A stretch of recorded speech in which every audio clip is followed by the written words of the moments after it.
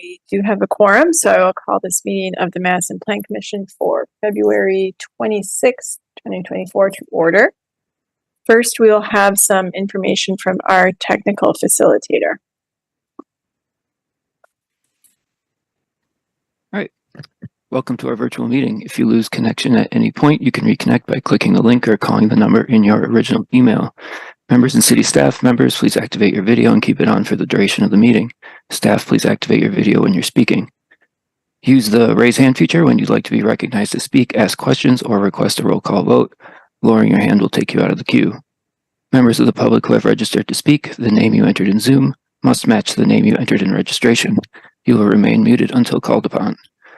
The clerk will tell you when your time is up. After speaking, a member of the body may ask you a question. If you need to share documentation with the committee, please send it to the email listed on today's agenda.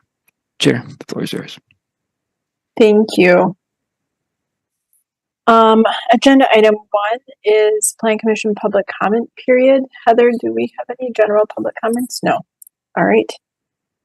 Moving on to disclosures and recusals. Members of the body should make any required disclosures or recusals under the city's ethics code. Do we have any disclosures or recusals? Seeing none. All right. We have the minutes of the February 5th, 2024 regular meeting. Are there any additions or corrections to the minutes? Seeing none, is there a motion to approve? Moved by Alder Field, seconded by Alder Duncan. Any discussion? Oh, I see no raised hands. We will come to a vote, and I will assume unanimous consent unless I see a raised hand to object. The motion passes unanimously. Next is the schedule of meetings. So we have regular meetings that will be held virtually on Monday, March 11th, 25th, and April 8th at 5:30. And we also have a special meeting on Thursday, March 14th at 5 p.m. and that will be in person at the Madison Municipal Building. All right, next up is the consent agenda.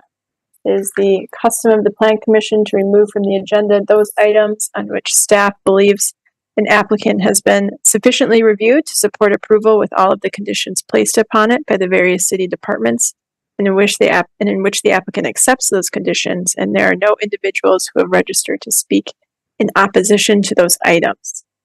These items are taken at the beginning of our meeting, and anyone here for those items can leave after the consent agenda if they like. And then we'll take the remaining items in order. So the items proposed for the consent agenda tonight are listed on the screen, items 2, 3, and 4, and then items 7 and 8 to be referred to March 11th. Are there any requests for separation? Seeing no raised hands, I will read these items into the record. Agenda item 2, Legistar 81599, determining a public purpose and necessity in adopting a relocation order for the acquisition of land interests required for a utility materials handling site for the handling and disposal of excess cut and sediment materials, District 16. Agenda item 3, Legistar 81983, vacating and discontinuing multiple unimproved public street right-of-ways within the plat of Village at Autumn Lake replat to allow the replatting of a portion of the development. District 17. Agenda item 4, Legistar 81541, 5525 Tradesman Drive, District 16, consideration of a conditional use in the Industrial Limited District for general retail to allow a 10,000 square foot retail space in a multi-tenant industrial building.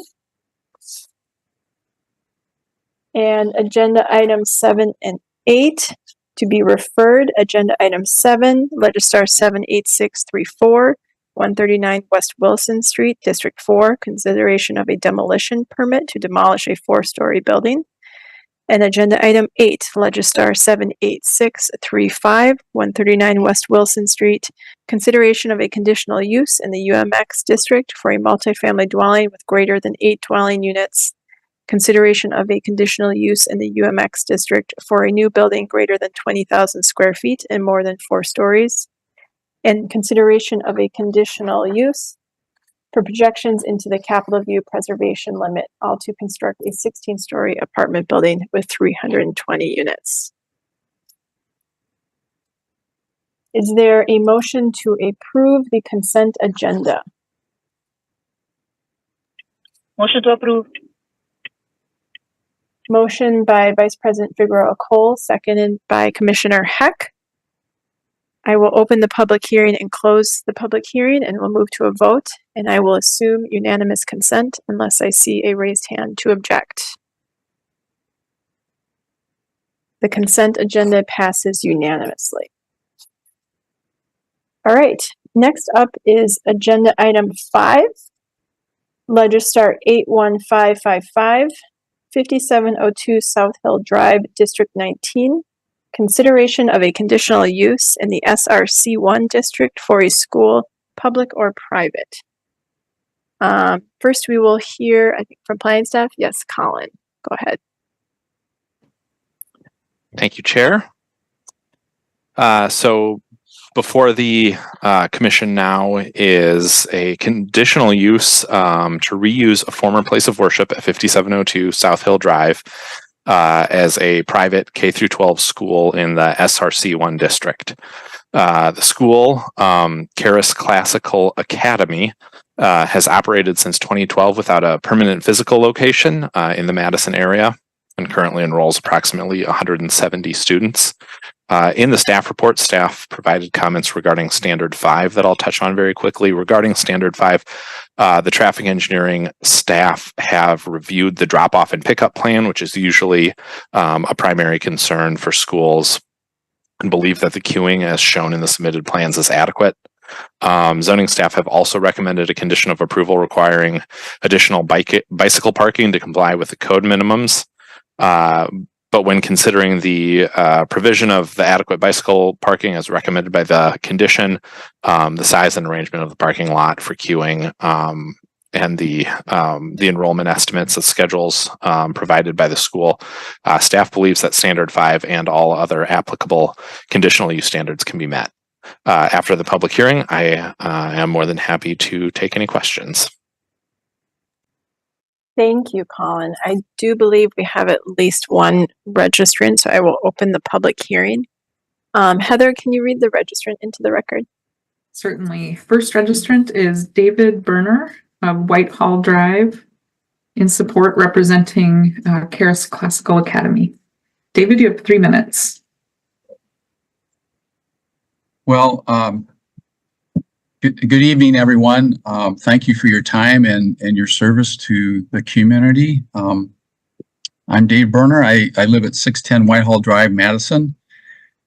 And I'm a board member of the Charis Classical Academy. I'm here representing their interests. We wholeheartedly agree with the recommendation of the staff. Our application meets the standards of the city. And there's really no major impacts. About 5 or 6 years ago, our community determined to look for a property that we could own. We've been renting space in the Madison area, and we continue to grow. And so we really valued the opportunity to purchase a building and own a building. We hired a commercial realtor, Charlie Wills, and he found this building that met our profile. We liked the location. It's the spaces internally are adaptable to the needs of our school functions, and we're looking forward to being part of the community there. And I'm available for any questions. Okay, we do have one additional registrant, Scott Carlson of Old Middleton Road in support and wishing to speak. Scott, you have 3 minutes. Hi, thanks everyone. I just want to endorse the Karis Academy purchase of the building. I have seen a number of very well-educated, very well-rounded young men and women graduate from this school. Each has been the kind of person that I consider trustworthy and I would be willing to hire if I was an employer. I believe it would be a benefit to the community and to this neighborhood to have Karis move in. And that's all I have to say. Thank you. Thank you. We do have a few registrants available to answer questions, and I'll read their names onto the record. Max McGee of Island Drive in opposition, available to answer questions. Elliot Meyerson of Anchorage Avenue in opposition and available for questions. Thank you. Thank you, Heather. Are there any questions of the applicant or of the registrants? Commissioner Heck. Thank you. This is probably for Mr. Berner, given that he's representing the applicants. I guess, you know, we heard from the other public speaker about the, you know, the good qualities of your students and that they will make good employees in the future, wherever their life paths may take them. But I'm a little concerned about some of the hiring policies and employment qualifications that are required of your employees. And I wonder, do you feel that the students are not being exposed to appropriate levels of diversity, therefore they may not make good future citizens? How do you feel about that? Well, I'm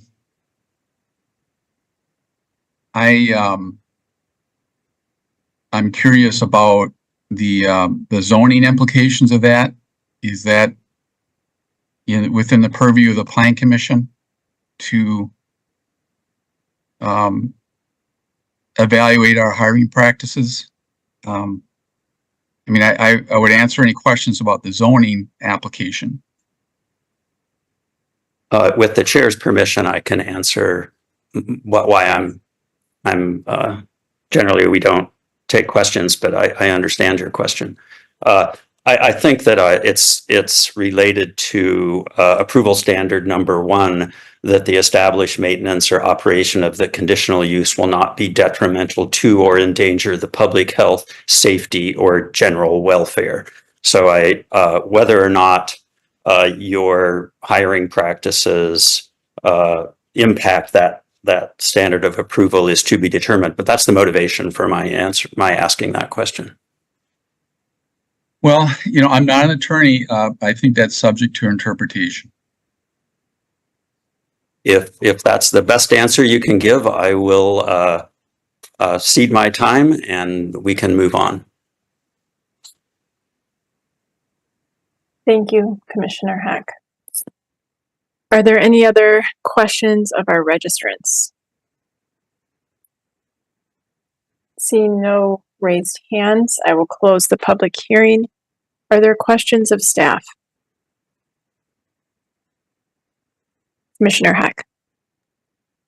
Thank you. I'm hoping that Colin Punt can help me with this, but I guess I am concerned about whether or not this meets standard number 1 in particular. And of course, we did receive written public comment along those lines, particularly about the public health, safety, and general welfare of our community, given that their hiring practices appear to be discriminatory, especially to LGBTQ people.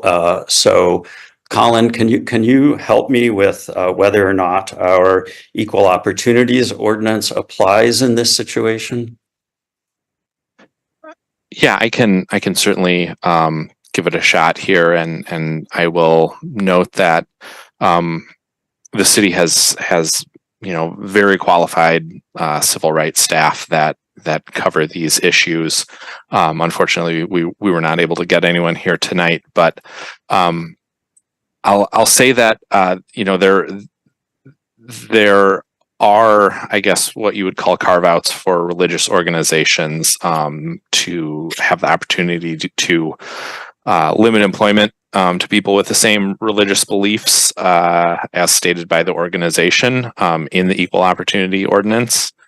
I would also state that it is my belief that this as a land use decision is somewhat separate from the Civil Rights Department's enforcement of the Equal Opportunities Ordinance. That being said, I do think that if the Plan Commission chooses to make a finding leaning on conditional use standard 1, that the commission does need to clearly state its reasons and its findings if the commission decides to go that direction. Thank you. I recognize, Colin, that there are many other, particularly religious organizations, but not entirely religious organizations, that might also discriminate in various categories. Do you know of any? Maybe I can imagine there are other churches that we've approved conditional use applications for that might hold similar tenants. I'm a little flummoxed about what to do in this situation without advice from civil rights. But for now, I will let you off the hook. That was my question.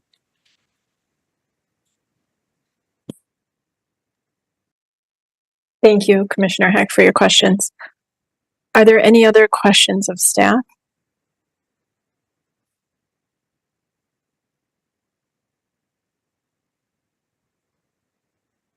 If not, I would be looking for a motion.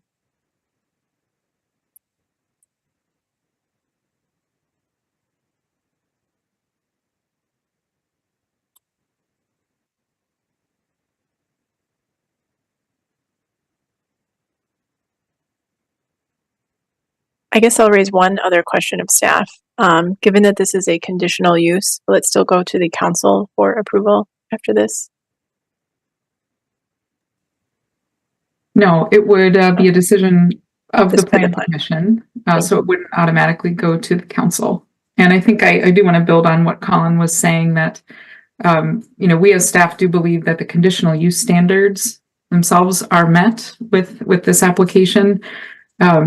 Hearing the concerns of the public comments and Commissioner Heck and perhaps others, I think we've looked into the ordinance that really touches on the employment practices for the city, and it's very likely that this religious organization does meet that ordinance, in addition to the business that the Plan Commission is focused on tonight, and that is a decision on whether it meets the conditional use standards.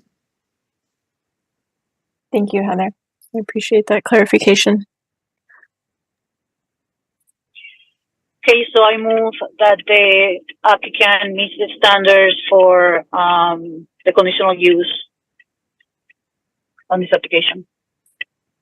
We have a motion from Vice President Figueroa Cole. Do we have a second? Seconded by Commissioner Heck. Any further discussion? Commissioner Heck. Thank you.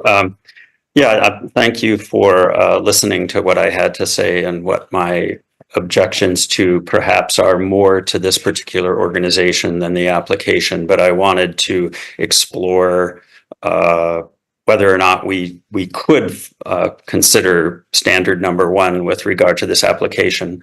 I think, given what I've heard, precedent is that we do assume that an organization like this falls under the Equal Opportunity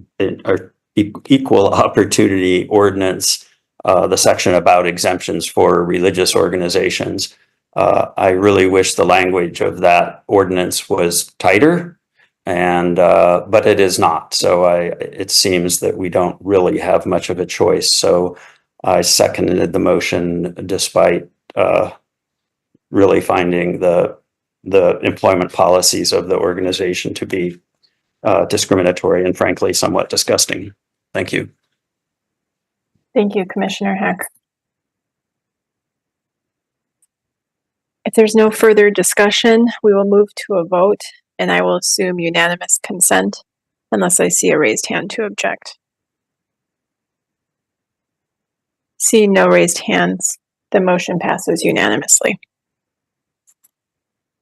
Moving on to agenda item 6, Legistar 81556, 115 to 125 West Mifflin Street, District 4. Consideration of a demolition permit to demolish 5 commercial buildings. First we will hear from planning staff. Colin again.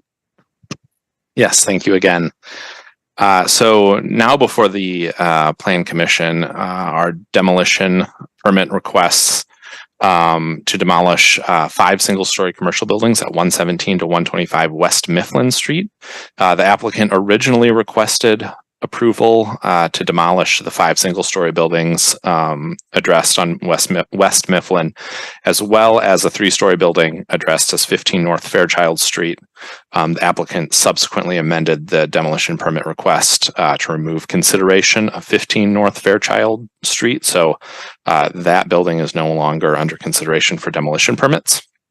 The applicant states that in the letter of intent that after consultation with contractors and consultants, they determined that due to the site constraints for the construction of the adjacent Wisconsin Historical Society Museum, the demolition of the Mifflin Street buildings was necessary to maintain the life safety standards and functionality of the adjacent Churchill building, which is also owned by the applicant.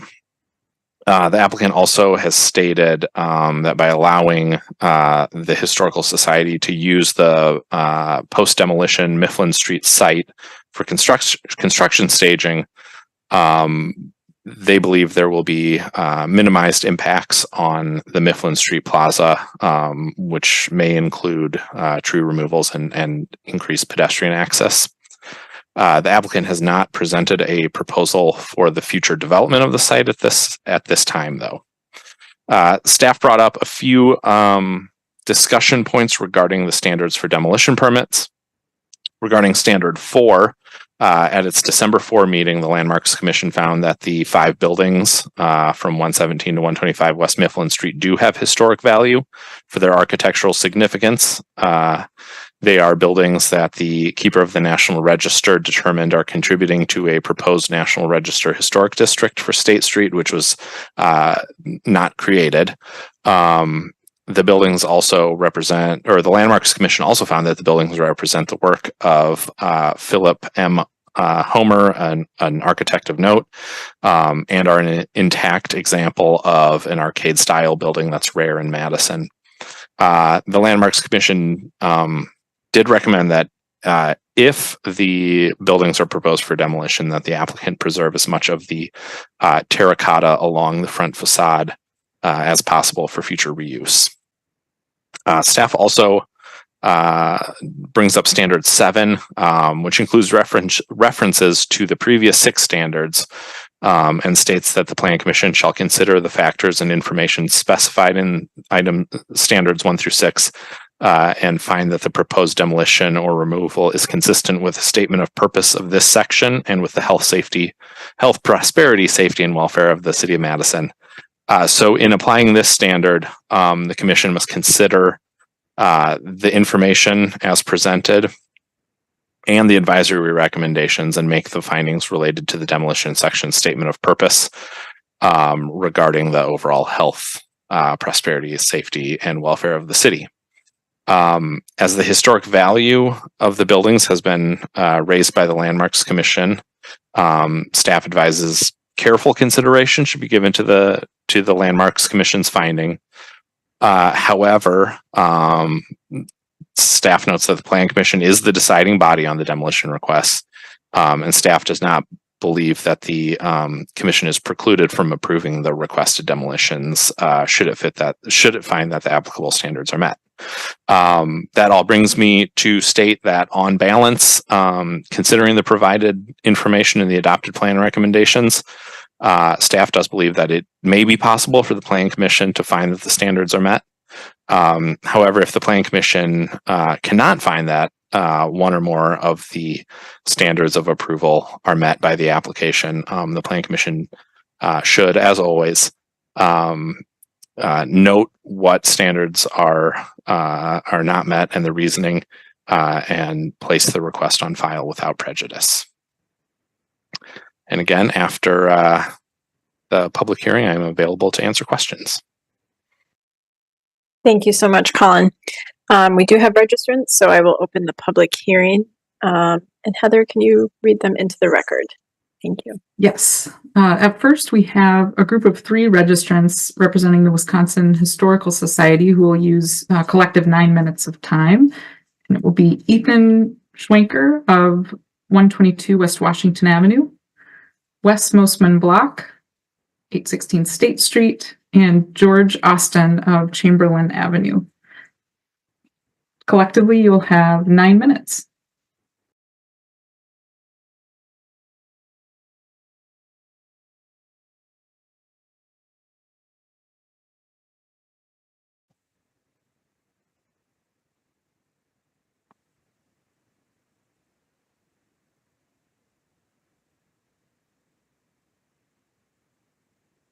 Do we have Ethan Schwenker to start?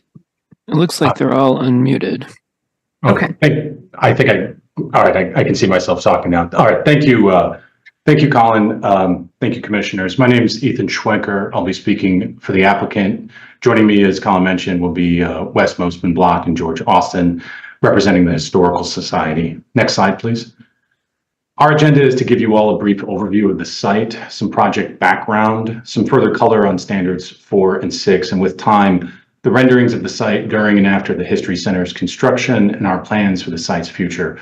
Wes and George will then discuss the permit as it relates to the History Center and the unique site dynamics that are really driving this solution. Next slide, please. Here we have a simple rendering of the site.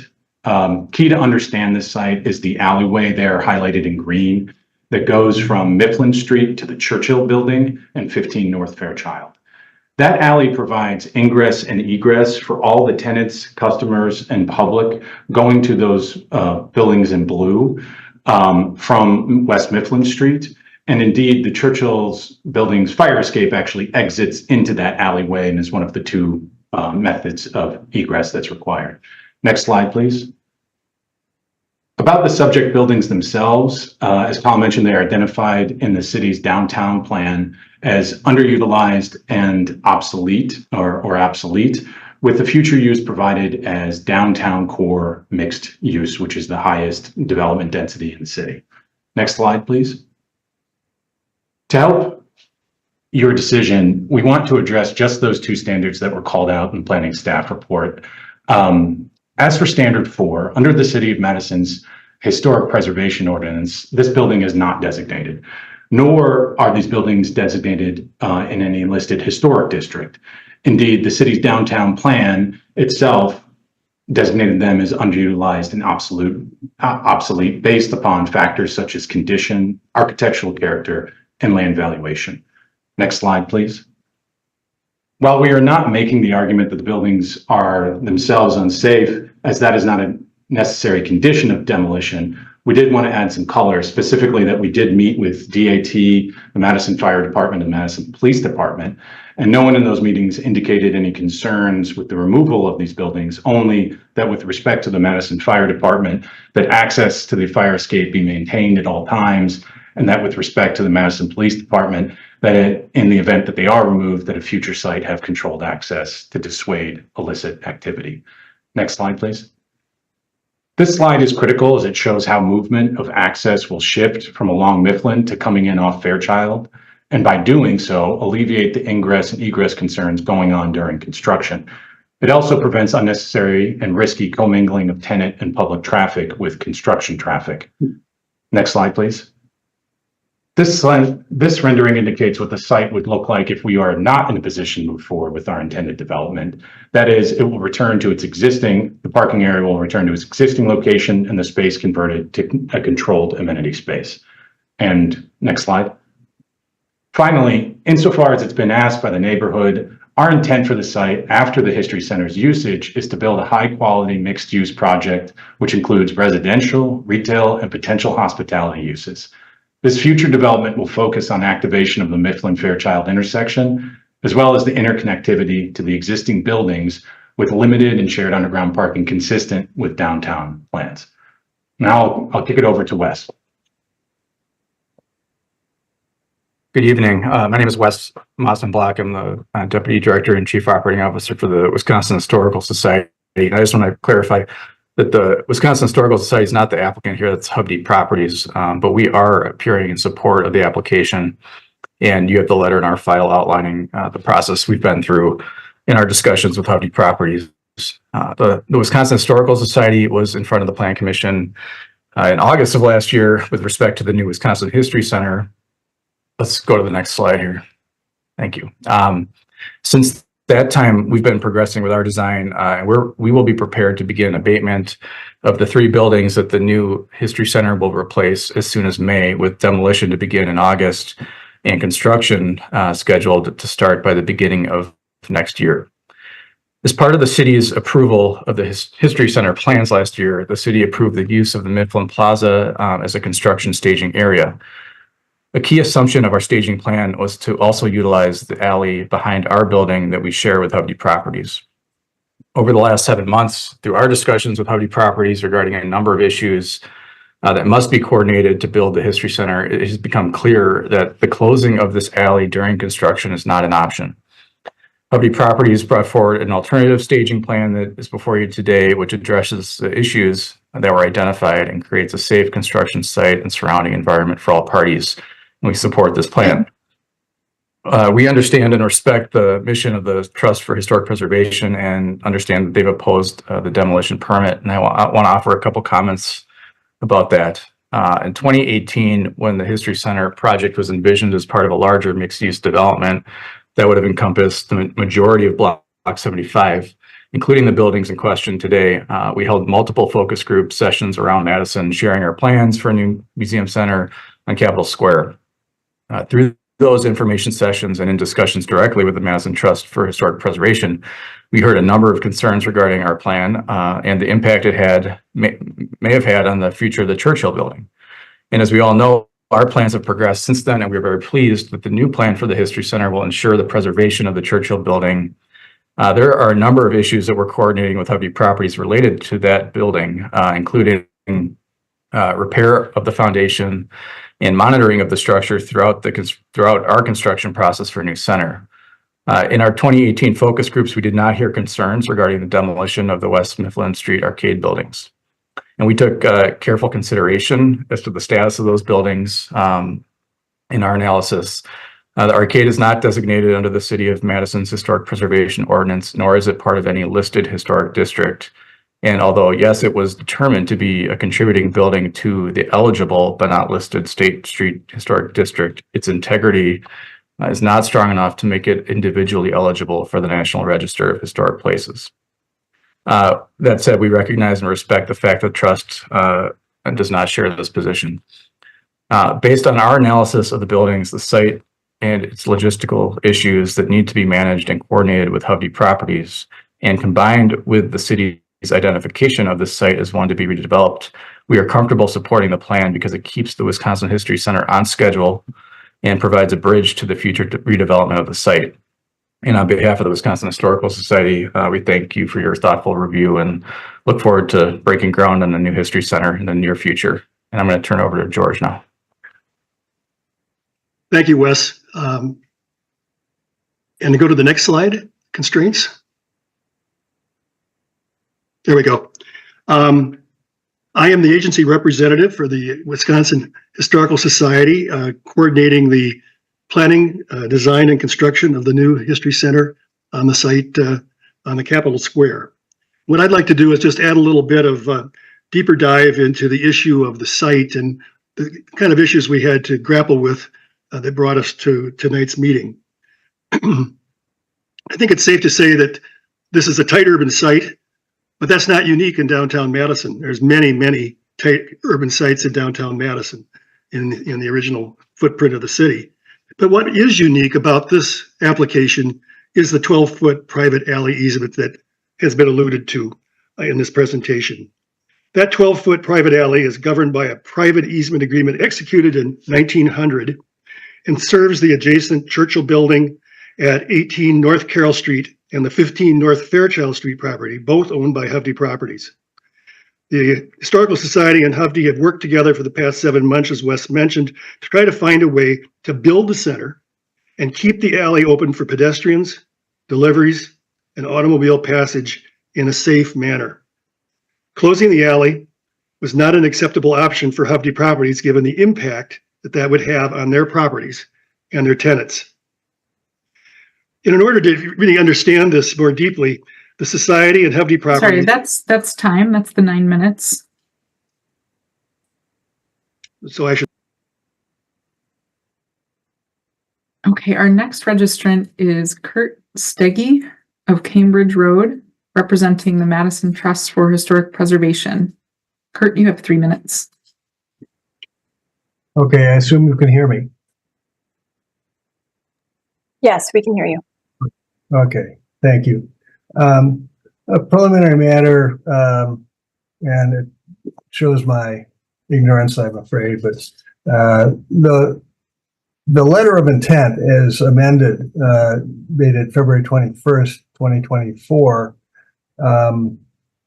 is in written form, but I didn't see any photos that were attached. And to the extent there is a requirement that photos be submitted. That's in the Madison General Ordinance 28.185 4F. And if they were there, I just didn't see them.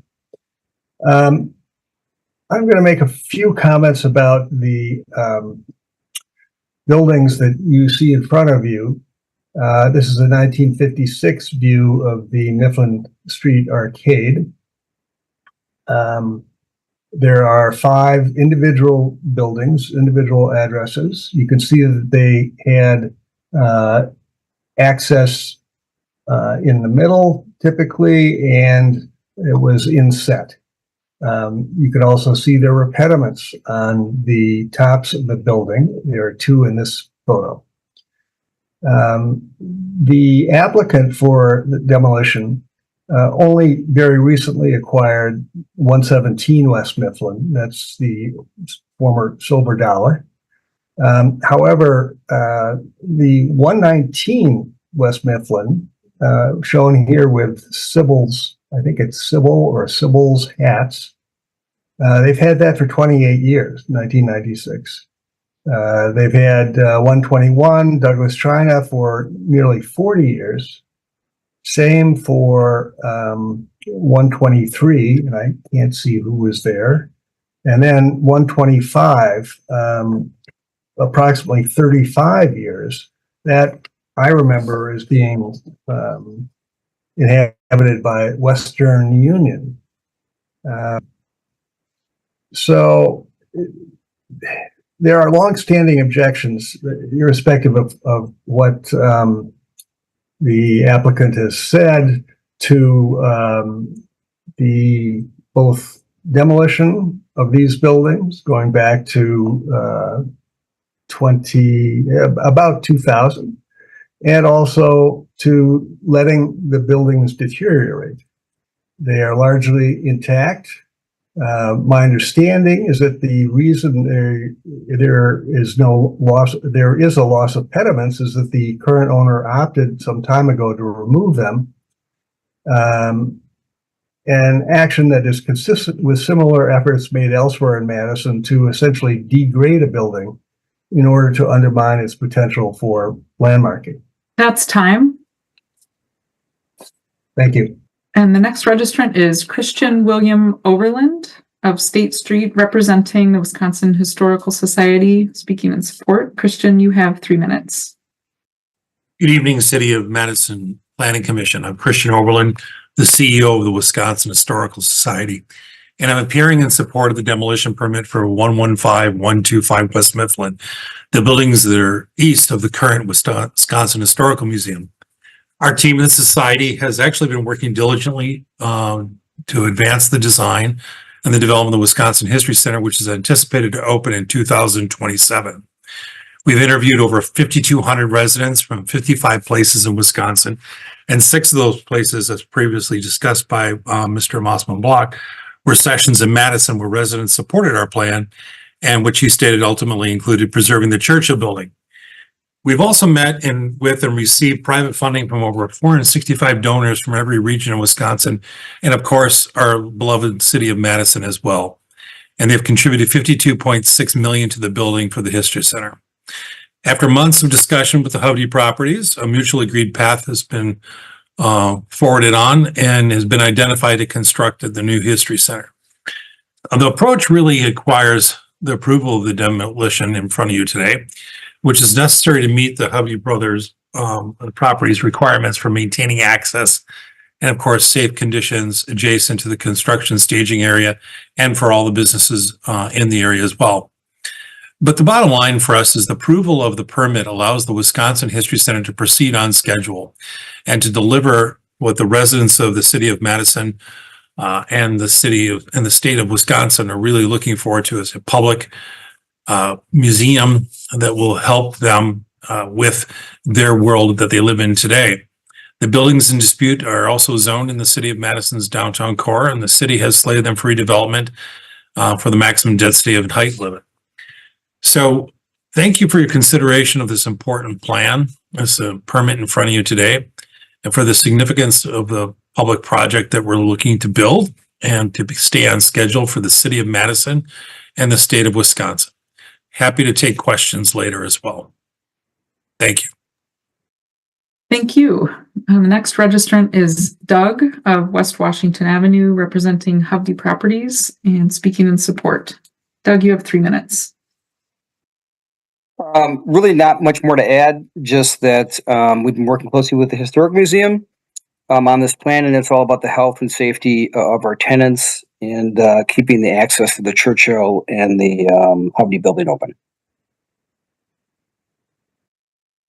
Okay, thank you. The next registrant is Bob Kleba of East Gorham Street. In opposition, Bob, you have 3 minutes.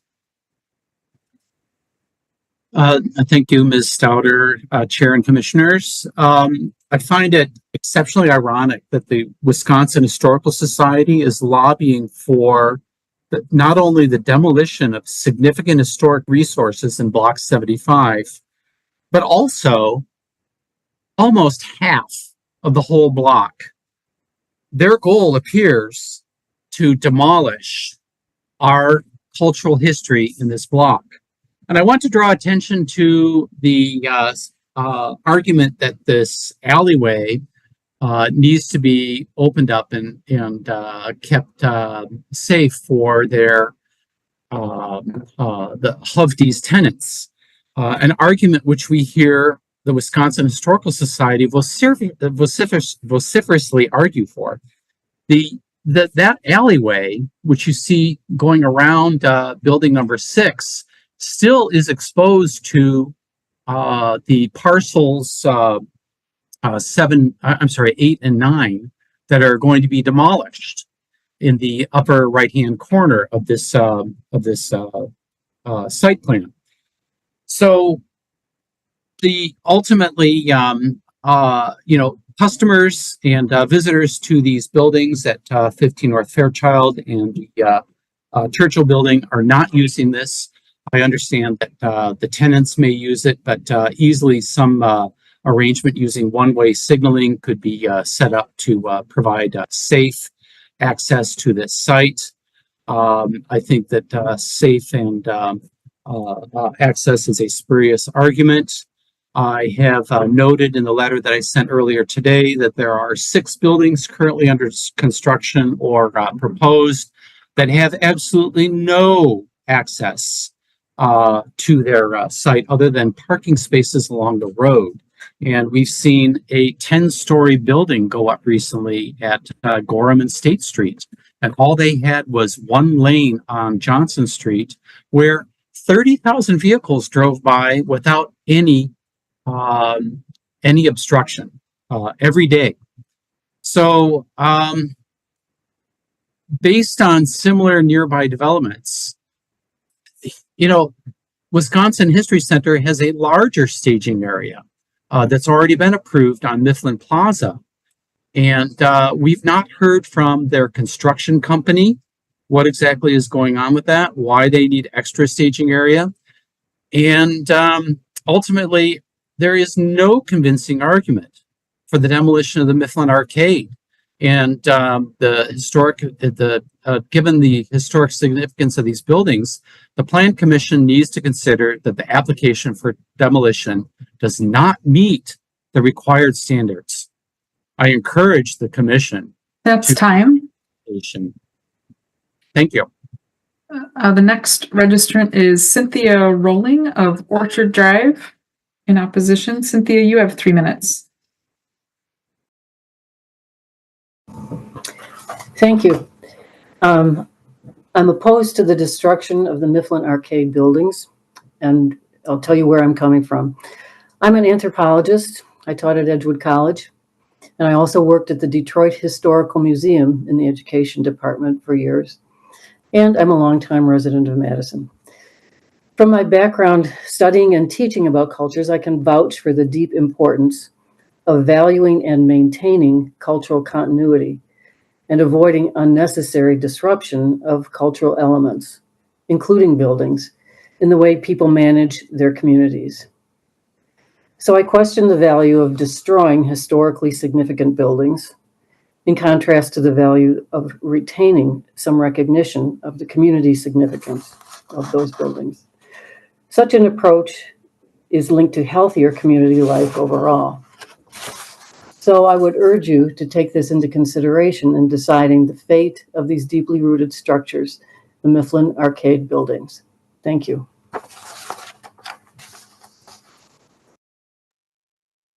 Thank you. The next registrant is Peter Osland of West Main Street. Opposed. Peter, you have 3 minutes.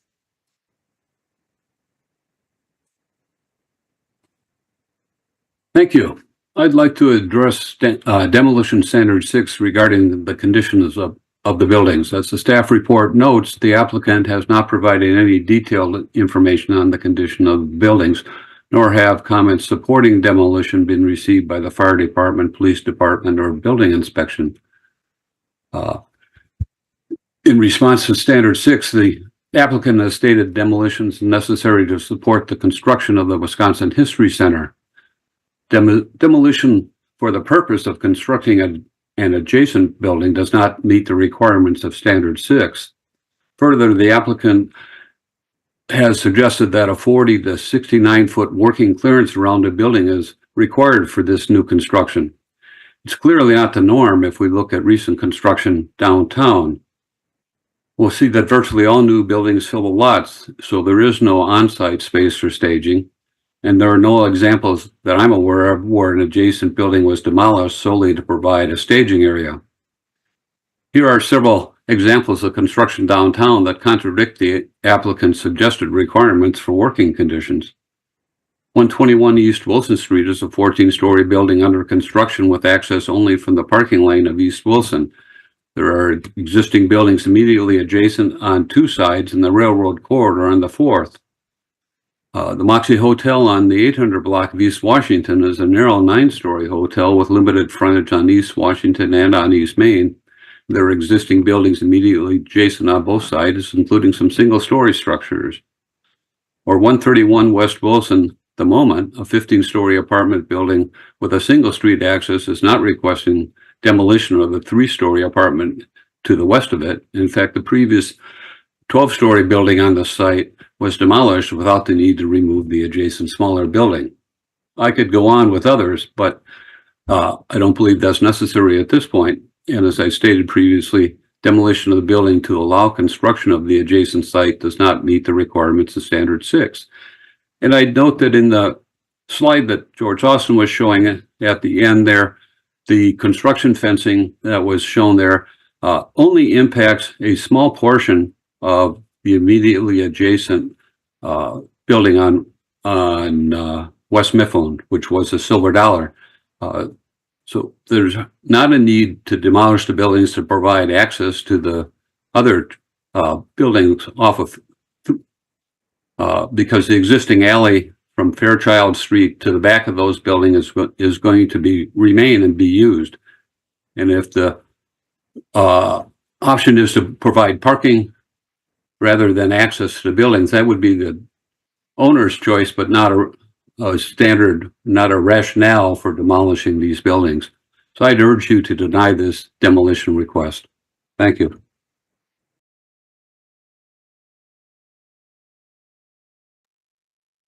Thank you. The next registrant is Nathan Mergen of State Street in support. Nathan, you have 3 minutes. Yeah, can you hear me?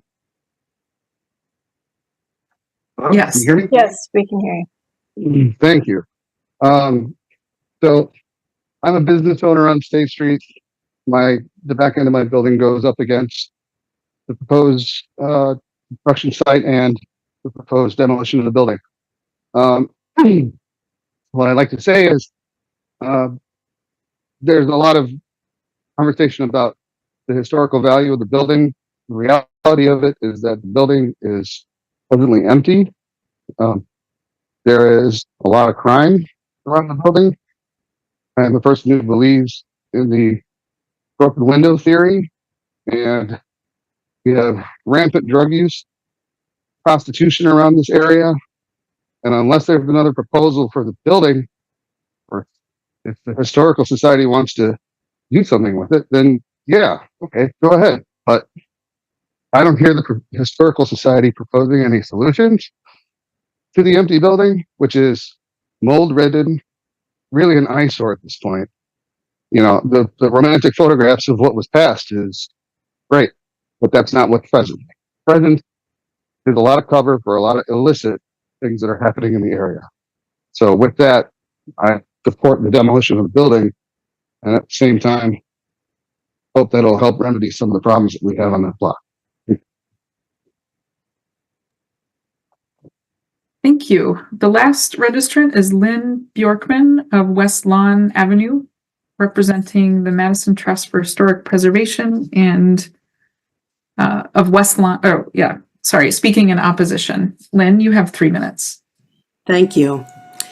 In its letter describing how the proposed demolition of the Mifflin Arcade meets the city's standards for demolition, Hovde Properties disagrees with the Landmark Commission's finding that the building has historic significance. The company claims that this is because the building is not registered, either nationally nor locally. That is an argument that has nothing to do with the building's historic value. The building was determined by the keeper of the National Register that it contributed to the significance of a proposed National Register district on State Street, but the district never was advanced due to property owners' other concerns. Further, a letter from the Wisconsin Historical Society to the Mifflin District of Capital Neighborhoods in the public file claims that the building's integrity is not strong and that there are better examples in Madison of the arcade property type. This statement, again, does not reflect the Landmark Commission's position. The WHS offers no reference to any analysis to back up this claim, and there is no information available in the public file to consider in approving or denying this request. Also, in its December consideration of the demolition proposal, the Landmarks Commission recommended that Hovde Properties preserve as much of the terracotta as possible for future reuse if the building is demolished. The company states in their letter of intent that they will incorporate any salvageable terracotta into any future building on the site. However, in more than 2 decades of Hovde property ownership, the record shows that the company has not been a good steward in maintaining this building. Should they be trusted to define what is, in their words, quote, salvageable, unquote? Best efforts to preserve the distinctive terracotta facade would keep its original design intact rather than applying the material piecemeal as a random element of a new building. After owning the arcade for decades, has Hovde Properties conducted any kind of condition assessment of the terracotta facade? It appears that from their public statements on the topic, they have not. Madison Trust asked the Commission to deny the demolition permit as submitted. Information that more specifically addresses the building's historic and architectural significance, as well as the condition and reuse of its terracotta facade, should be brought forward before a request to demolish the arcade building can be considered. Thank you. Thank you. We do have a number of registrants registered as available to answer questions. I'll read those now. First, Catherine Howley of North Patterson Street in opposition. Susan Babcock of North Livingston Street in opposition. Victor Villacrez of West Main Street in support. John Thompson of Harbor Court in support. And finally, Randall J. Gunther of West Washington Avenue in support. Thank you. Thank you, Heather. Do we have any questions of any of our registrants? Alder Field. Thank you, Chair. I have a question for George Austin from the dev team or the team.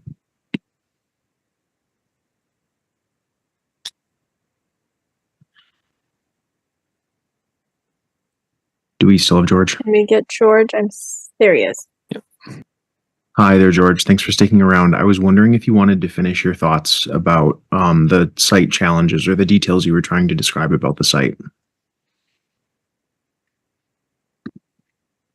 George, you are muted on our end. Can you unmute? There we go. There we go. Thank you. I would like to finish my line of thinking on this matter. As I started the presentation, I indicated that this is a tight urban site, and as Pete Osland reinforced, it's not unique in that regard. But what is unique is the 12-foot private alley that provides access to two other buildings solely through this alley. And I'm not going to repeat what else I said, but WHS and Hovde Properties independently and separately sought advice from construction experts on the best practices to maintain a safe environment in the alley while keeping it open. We actually consulted three general contractors and a demolition contractor in this effort separately. The types of information and items that were reviewed were the need for overhead scaffolding and scaffolding protection for pedestrians and vehicles during the demolition and construction phase, the need for deflective panels in the alley during the demolition phase, which you see deployed on other construction and demolition sites, such as the Lake Street ramp underway right now. Perimeter mesh to limit falling debris from the scaffolding work on the lot line, zero lot line. Issues with the earth retention system as it reaches the alley and maintaining it in an open configuration. And finally, utility construction in the alley. Based on I would say unanimous advice received from the construction professionals, in the end, we mutually determined that keeping the alley open and constructing the building at the zero lot line were incompatible. Hovde Properties, recognizing the need for cooperation to get the new History Center under construction, offered this alternative before you tonight to address the issues and create a safe construction site and surrounding environment for all parties. I'd finally say that at the request of Alder Verveer, History Center planners reviewed the Mifflin Plaza, which the city had approved for use as part of the site staging, and determined that with the additional space on the Hovde property site, we could reduce the construction footprint in the Mifflin Plaza and increase the width of the pedestrian bicycle pass-through on the west side of the plaza and save the four westernmost existing trees in the plaza. If the demolition permit's issued, we will plan to make those changes to the Mifflin Plaza staging area. Thank you. I had one follow-up question for you, George. So I heard you say a few things about the need for scaffolding in that alley, deflection panels, construction mesh. Not being super familiar with the trade, I'm wondering if you can describe for us what relationship those kinds of things have to safety of the construction site and how that is improved if the demolition is granted for the use of a staging area here. So can you just make it tangible for us what the the claims about improved safety look like? Certainly. To maintain the alley for pedestrians, delivery vehicles exiting, and pedestrians just moving about to the properties at 18 North Carroll and 15 North Fairchild, would require us to cover the alley in some form to protect it. But I think the important consideration here is this is a zero lot line building. And so the scaffolding actually needs to hang over the outside of the building.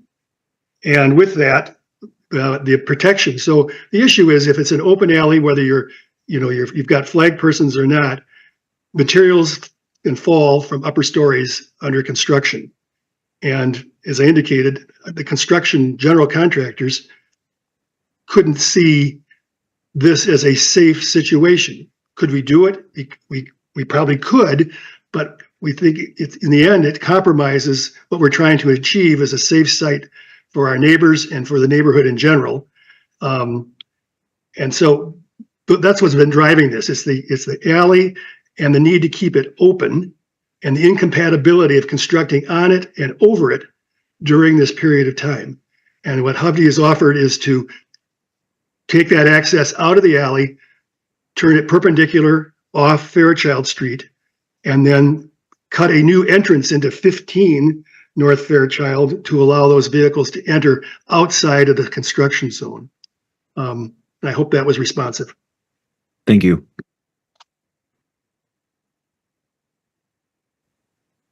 Commissioner Heck.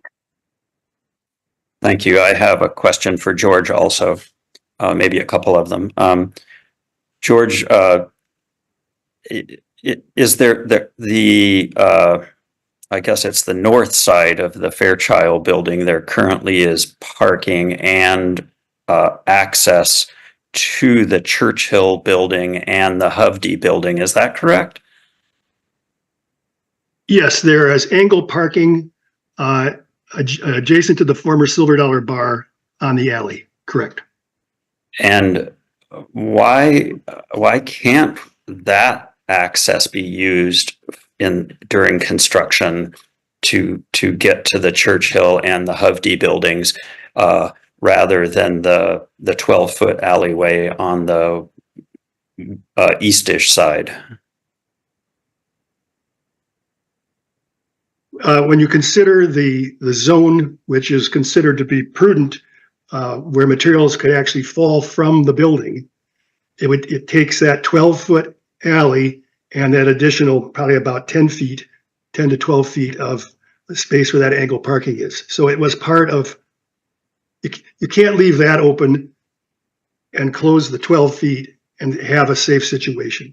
So I see. So the simple answer, we need that space, and that was the recommendation of the construction professionals. Okay, I understand now. You're claiming that the alley itself, even if Hovde were to give you access to it, wouldn't be sufficient to make for what you're saying is a safe workspace, et cetera. That's correct. Okay. There's no requirement from, say, the fire department to leave that alley open, or as long as people can get to the back of the Churchill building, for instance, through either one of the alleys, as far as you know. Okay. I'm not sure, George, if you can answer this question. It might be more for Mr. Mossman Block, but I want to understand something I heard about the historic status of the buildings in question.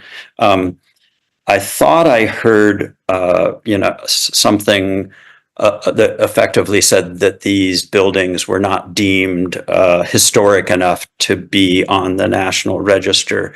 And I understand that the State Street National Historic District didn't ever come to fruition, but none of that wasn't really related to the many buildings that were deemed historic enough. Are you saying that these were not included in the potential State Street Historic District? I thought they were. Or are you saying that nobody's ever filed for an individual National Register nomination for these particular buildings? I'd prefer to refer that to Mr. Mossman Block, who's okay. Thanks. Knows more about that than I do. Yeah, so that's a good question. My understanding from consultation with the State Historic Preservation Office is that the buildings themselves are contributing resources to the once proposed district. But if a nomination was put forward for them individually, they would not individually be eligible. And that was in the opinion of the Historical Society. Yeah, that's the opinion of the staff. Yep. Okay, great. That's what I was trying to clarify. Those are my questions. Thank you. Thank you. Are there other questions of the registrants? If not, I do have just a few. Perhaps Mr. Schwenker, a representative from Humpty. Ethan, Yes. Question for you. I think I saw in the demolition plan that the plan, if the buildings were demoed, were to be fill and a mixture of gravel and asphalt. Is that correct? Is there a reason that half of it would be left as gravel? Can you expand on it? Yes. So what that's actually describing is the site that we would turn over to the History Museum during its demolition and construction operations.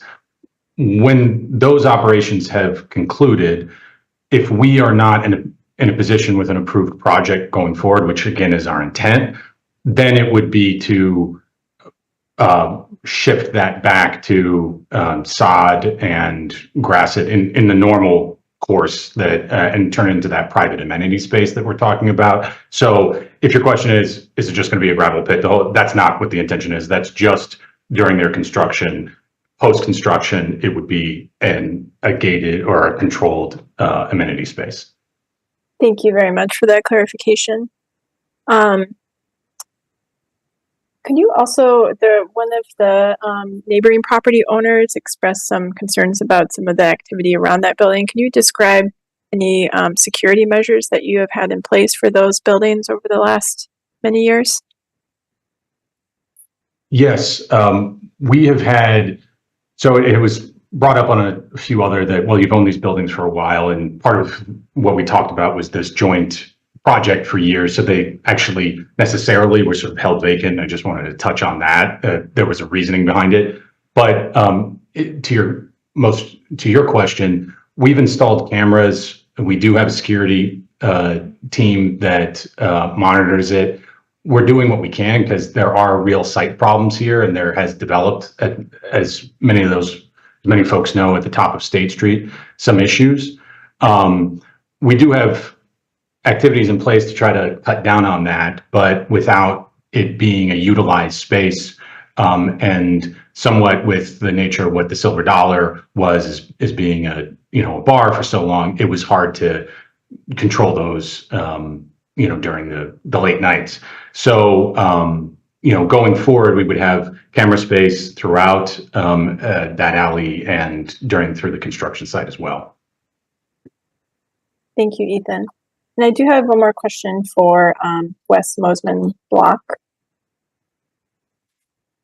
Still available? Wes, there was mention, I think actually one of the speakers touched on this in the letter from the Historical Society to the neighborhood. There's a reference to the arcade style and that there were better examples in Madison, and this was not a particularly good example. However, the City Landmarks Committee did actually note that as a rare example of the style in Madison. So I'm wondering, I guess, I'd like some context around that statement, if there are other examples that you know of and why that was called out.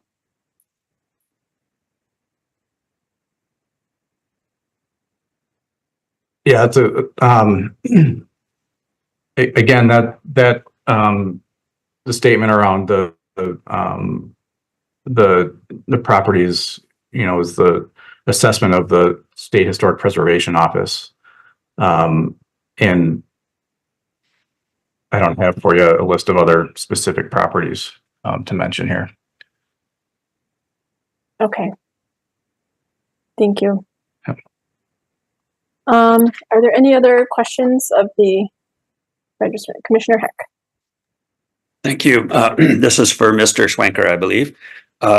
Ethan, condition of approval number one that's in our staff report that staff is recommending says that the applicant shall, to the greatest extent possible, remove and preserve the terracotta tiles from the building's front facades for potential future reuse.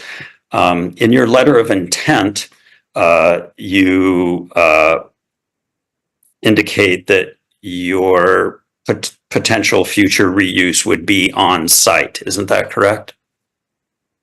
That's correct. Then if we were to add some verbiage to the end of that condition number one that's being recommended to say for potential future use on the site in a fashion that evokes the current design, what would you think about that?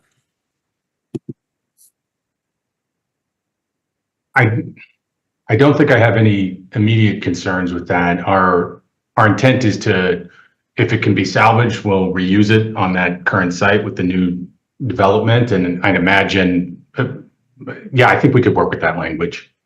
Yeah, I'm trying to get to what you might do with it. Yeah. I mean, stick it in a bathroom. We understand that's right. But so I think we can work with that language. All right. Thank you. Thank you. I do actually have one more follow-up for you, Ethan. I just wanted to talk a little bit more about the alley access. George was speaking through this as well. So it looks like the access to the Churchill building and the Hovde building, even getting, I guess, past the Mifflin Arcade buildings, it's still back to kind of a narrow alley at the back of the Churchill building. So I guess I'm wondering, even if this happens and you're able to shut down and have a wider alley from Mifflin Street to kind of the middle of that block section, it's still, somewhat narrow behind the buildings that are being demolished next to the Churchill building. So I guess what are the safety measures that are being done there that could not be extended down the rest of the alley? So that's an excellent question. So the Churchill building, there's, if we can use, and this again will be in consultation with the museum's demolition contractor, but we can preserve the, rotate actually that access where you see that carve out along the slanted carve out. That's actually where the cars come in.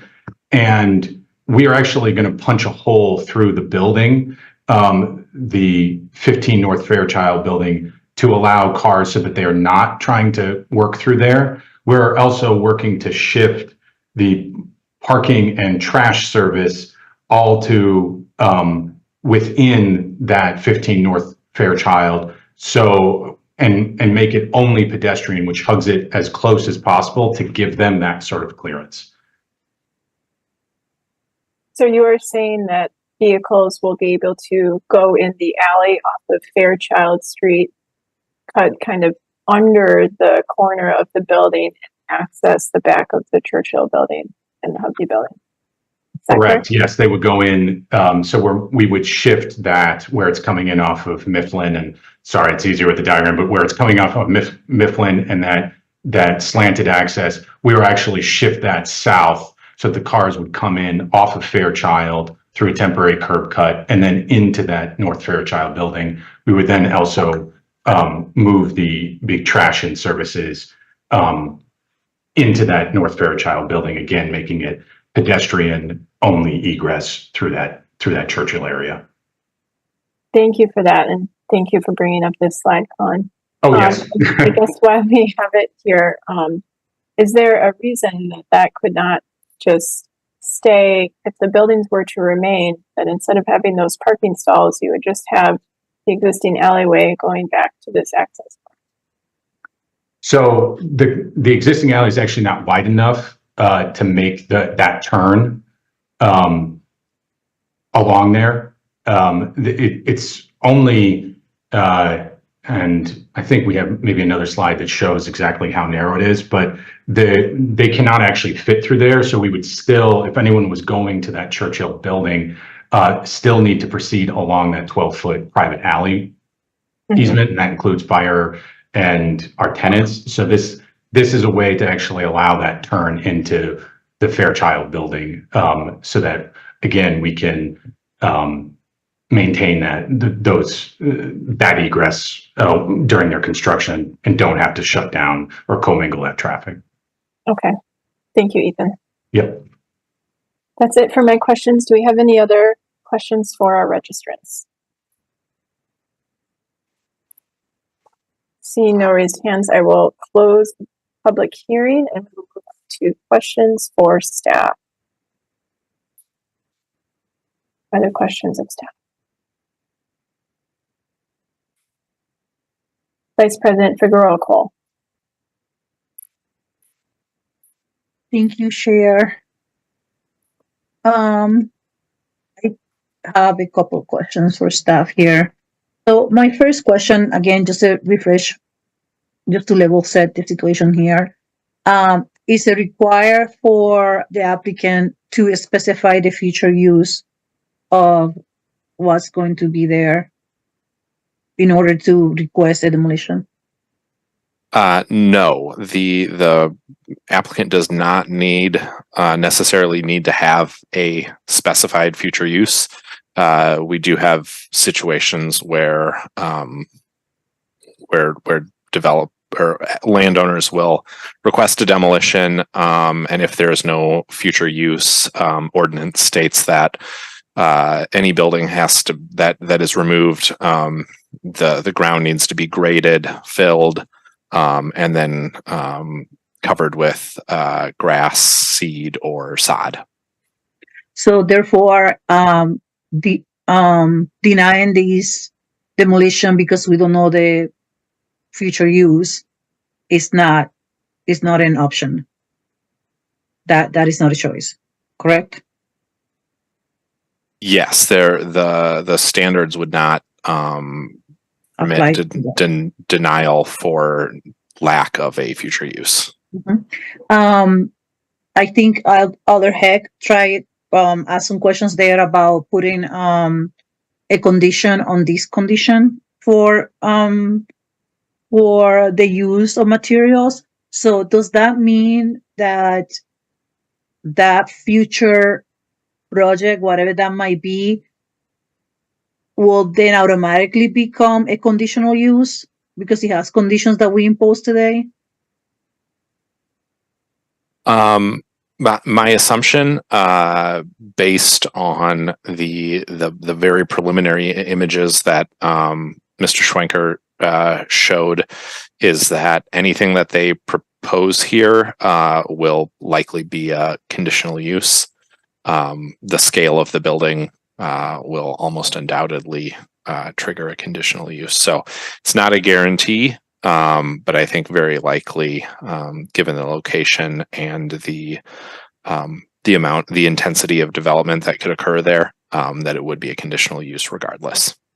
So how does staff keeps track of the conditions that we put on this conditional use for the future project? Like, where does that come up? I only want to remember that, and I probably want to be on this commission. So how is that tracked administratively? That's a very good question.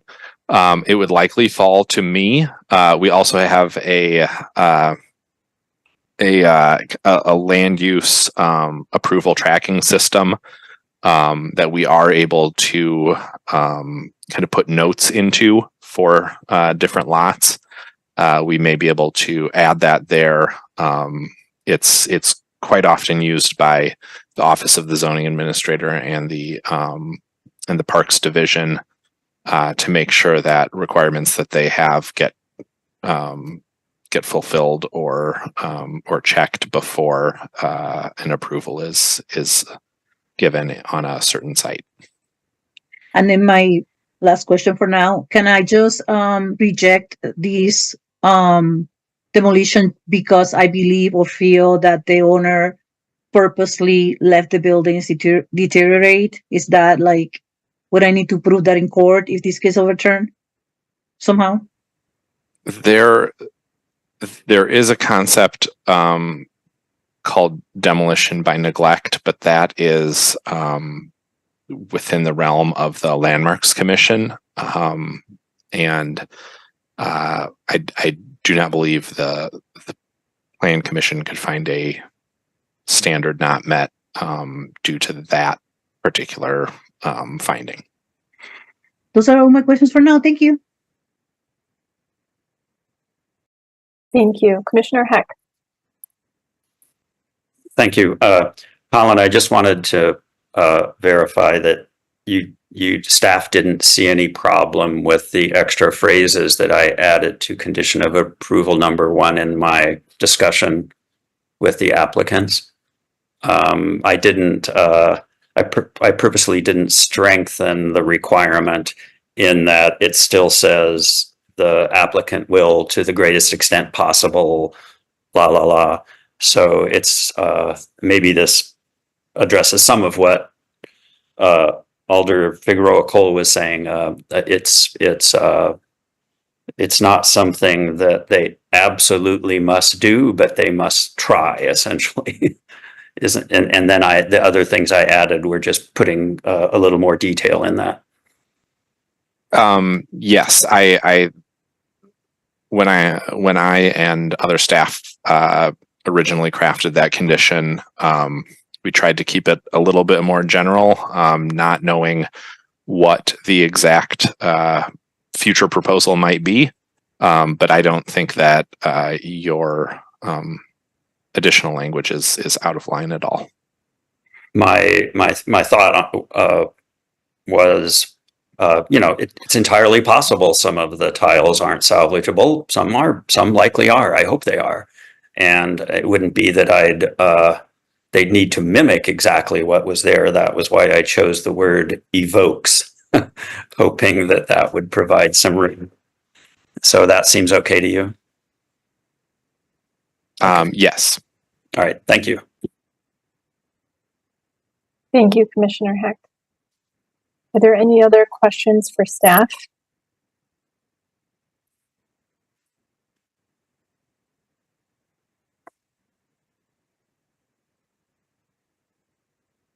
Alder Verveer, I see you. Would you like to speak now or wait until after a motion? Thank you very much, Chair Solheim. I do wish to share some thoughts with the commission. I don't know if now is the appropriate time. I believe my understanding is Alder Rummel also wished to address the commission. If that's the case, I would. Please feel free. Alder Rummel. Oh.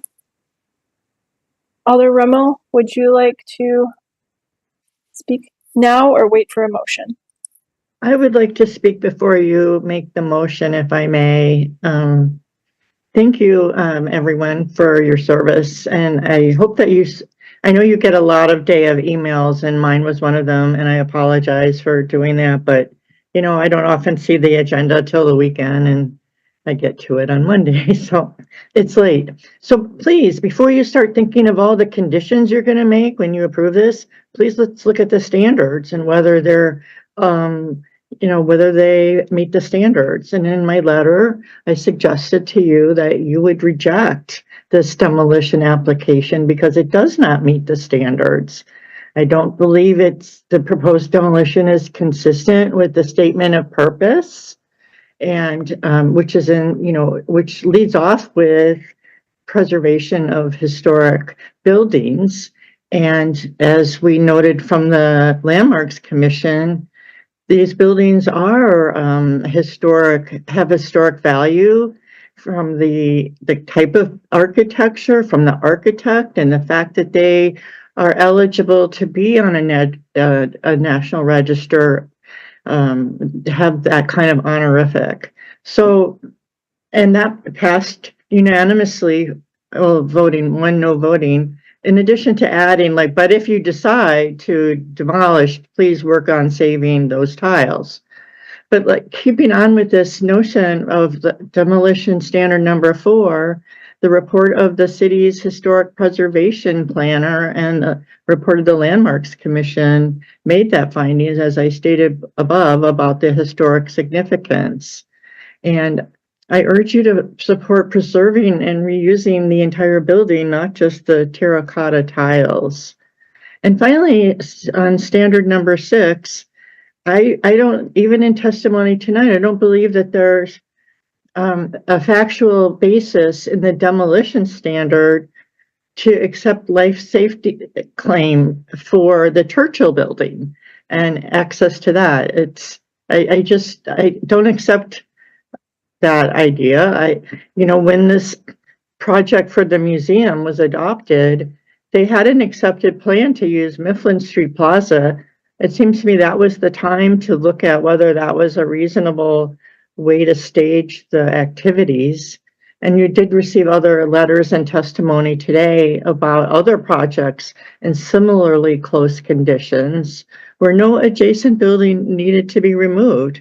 It really is unprecedented to take down buildings just to facilitate a short-term construction project. I mean, those buildings are then gone forever. And again, as the staff note reports, the applicant didn't really provide any documentation showing the demolition of these buildings is necessary to maintain the safety standards. And then finally, the demolition standard number 7 says you take up all of the standards 1 through 6 and the statement of purpose. And I believe that if you do carefully consider that, you would then reject the application, and I would urge you to place it on file. So that's what I have to say, and I appreciate your time. Thank you. Thank you, Alder Rummel. Alder Verveer. Thank you again very much, Chair Solheim. I appreciate your courtesy. Good evening, commissioners. Thank you as always for your service. This demolition permit application is located in the Alder district that I'm elected to represent. And indeed, I have a very long history with this collection of 5 commercial buildings going back to my very first term in office, believe it or not. So it's hard for me to separate that long history of this applicant seeking to demolish these buildings and then the present case where we sit today with the argument that this is to facilitate the construction of a very important new history center. So I'm struggling with this one. I'm struggling for a number of reasons. I probably shouldn't go down the road of history, but I can't help myself. This is actually all about, ironically, of course, apparently the construction of the new history museum. But the State Street proposed National Register district that's been mentioned several times this evening was, in my estimation and recollection, single-handedly derailed because of these buildings that are before you tonight. And that is the applicant at the time led the opposition to the creation of the State Street National Register Historic District because of concern that they would not be able to demolish at a later date for redevelopment the historic Mifflin Arcade. That happened almost 30 years ago now, but it happened. And that ever since has led to, I would say, a bit of paralysis regarding not only this site, Not to mention the fact, of course, that the applicant did not have control of the former Silver Dollar property until just the last few weeks with their closure. But over those approximately 30 years, the applicant, both formally and informally, has applied for demolition and been denied either by this commission or reverse course before it made it to the commission, or even prior to formal application being made, but having conversations with myself and the neighborhood association and other stakeholders over those almost 3 decades now. So again, here we are all these years later, and it seems like these 5 buildings are close to having a demolition permit, perhaps granted by this commission, because of the need for access for the construction of a history center that this commission unanimously recommended the approvals of last August. I strongly supported those approvals. I should disclose I'm a longtime member of the Wisconsin Historical Society, and I want to do everything I can to help them achieve their important goal of constructing the History Center and doing so in as timely a fashion as possible. I'm conflicted, however, to a significant degree because of the legal standards of demolition codified in the zoning code, those 7 standards. And I have to confess that in my mind, comparing this application and this situation with one that you commissioners dealt with also last summer, and that was last June with the demolition permit for the 3 commercial buildings in the 400 block of State Street, also contributing structures to the proposed State Street National Register district, also told that the buildings were obsolete and in disrepair. And obviously this commission, I don't think I need to remind any of you, but this commission last June voted unanimously to place that demolition permit application on file because you felt, various standards were not met, especially the all-important standard 7. So it's again, this is very difficult for me personally. I've thought about this. I've soul searched about this an awful long time. Not that I'm under any illusion that my thoughts tonight are going to sway any of you, perhaps one way or the other. But it is difficult for me in so many respects. I look at standard 4, which to me is pretty clear cut, just like in the 400 block of State Street. In this case, the Madison Landmarks Commission recently, as a result of this new application, once again reaffirmed their so-called red light, strong warning that there are significant historic value to these 5 buildings that make up the Mifflin Arcade. That's a reality that's hard to overlook. And standard 6, it would be helpful to me if our fire department and our fire marshal said definitively that the demolition of the Mifflin Arcade is needed for life safety reasons, but they're not saying that. There's a reason why that's not in the record, because it's not true. And from the fire department perspective, and I really appreciate Commissioner Heck and Chair Solheim in particular, 2 of you drilling down and getting to the issue of what this really is with the rear access to the Churchill building, which I agree needs to be maintained to the safest possible degree for pedestrians for life safety reasons. But that last image that was shared on the screen showing if the demolition permit is granted what the intended use of the newfound space is, as you'll remember, about half of the space is for parking spaces. So it's hard for me to not look at this, and I've tried and tried and tried to not think that this is all about a handful of parking spaces, replacing a handful of parking spaces that are contained in the joint private alley easement and moving them to the existing private alley on North Fairchild Street, but expanding that so that those angled parking spaces can remain, as well as the parking spaces behind the Churchill building. It's only a handful of parking spaces. And it just seems to me that the existing tenants of the Churchill and Hovde building could easily move their vehicles for a couple of years and park either in the 15 North Fairchild Street building that you saw was in this original application for demolition. And you've seen photos of the parking in that garage with its own garage door that for all these decades, formerly were intercity buses, have a driveway, a curb cut on North Fairchild Street that they could park in that building.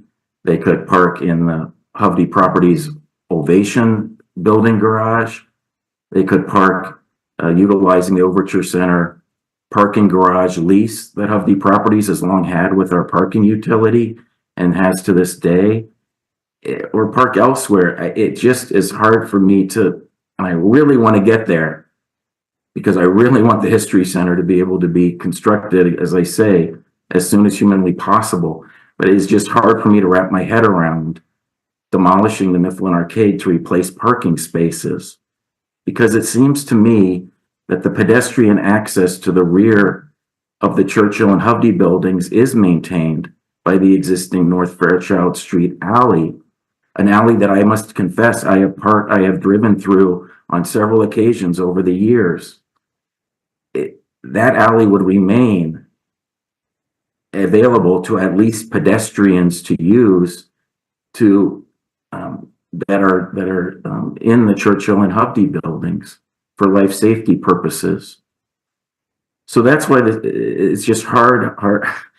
If this was part of the application last August for the History Center, it probably wouldn't be as difficult for me, although it wasn't a no-brainer to be able to wrap my head around demolishing the buildings on North Carroll Street that were formerly owned by the Mose family.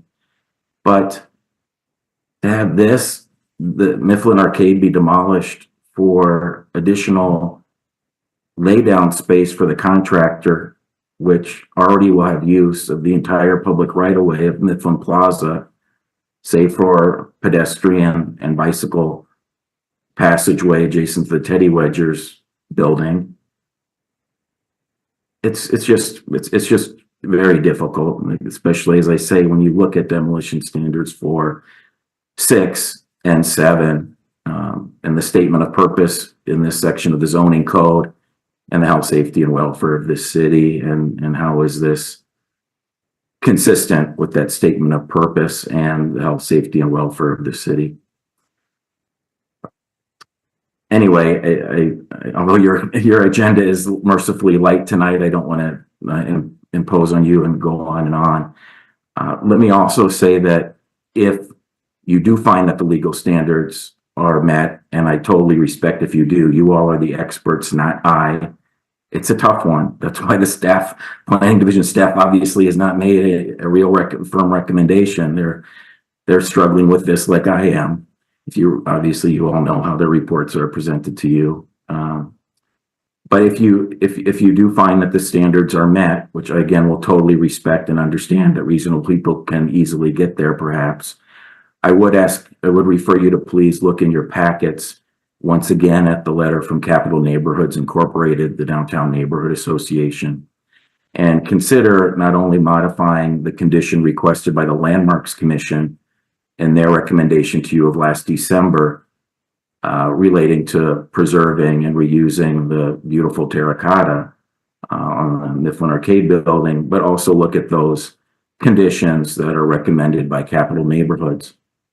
In my discussions, I'll disclose with Colin Punt, he feels that the conditions recommended by the Neighborhood Association, if this will be again granted and the standards met, perhaps aren't necessary, that the supplemental regulations in the zoning code and elsewhere handle the concerns of the neighbors. But you have to understand that for some longtime stakeholders, we've been through this before, not once, not twice, but several times at the Neighborhood Association level, where the first attempt to, the first time the Plan Commission denied a demo permit for these buildings was for a temporary surface parking lot to serve the Hovde and Churchill buildings. That was about in the year 2000. Fast forward many years later, and the next attempt was for a party deck sort of thing for the tenants of the two office buildings and perhaps others to have a place to hang out in nice weather. In other words, like an outdoor food and drink use and a patio there, but not any parking.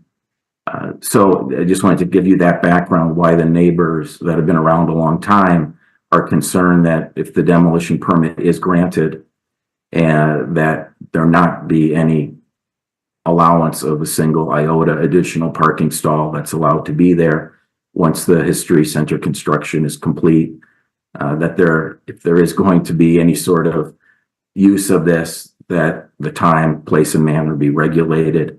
If it is going to be used as a bit of a, again, for lack of a better phrase, party deck, which again was proposed many years ago before the pandemic, but not that many years ago, I forget the year, by this applicant, that those conditions give them some peace of mind. So again, if any of you are considering moving this, in terms of granting the demolition permit, besides the conditions contained in the staff report, including the important condition recommended by the Landmarks Commission, I also would encourage you to consider those conditions outlined in that CNI testimony in your record. So I'll leave it there. I know that perhaps this wasn't all that helpful to all of you because I've been struggling with this myself. It's a tough one. So I'm obviously happy to answer any questions if any of you have any of me. Thank you. Thank you, Chair Solheim. Thank you, Alder.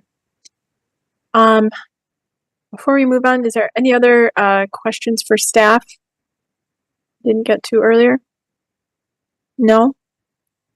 Okay, I will be looking for a motion or a question. Commissioner Spencer, I couldn't tell.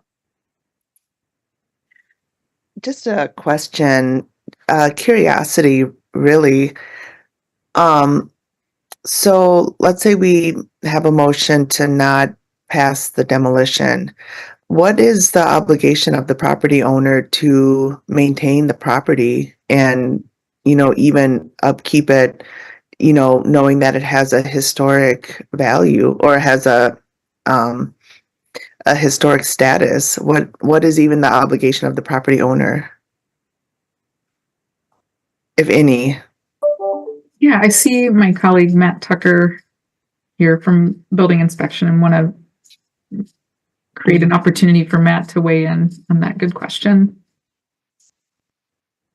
Hi, folks. Can you hear me? Yes. All right. So good evening. Nice to see you all. It's been a while since I've been to the Plan Commission.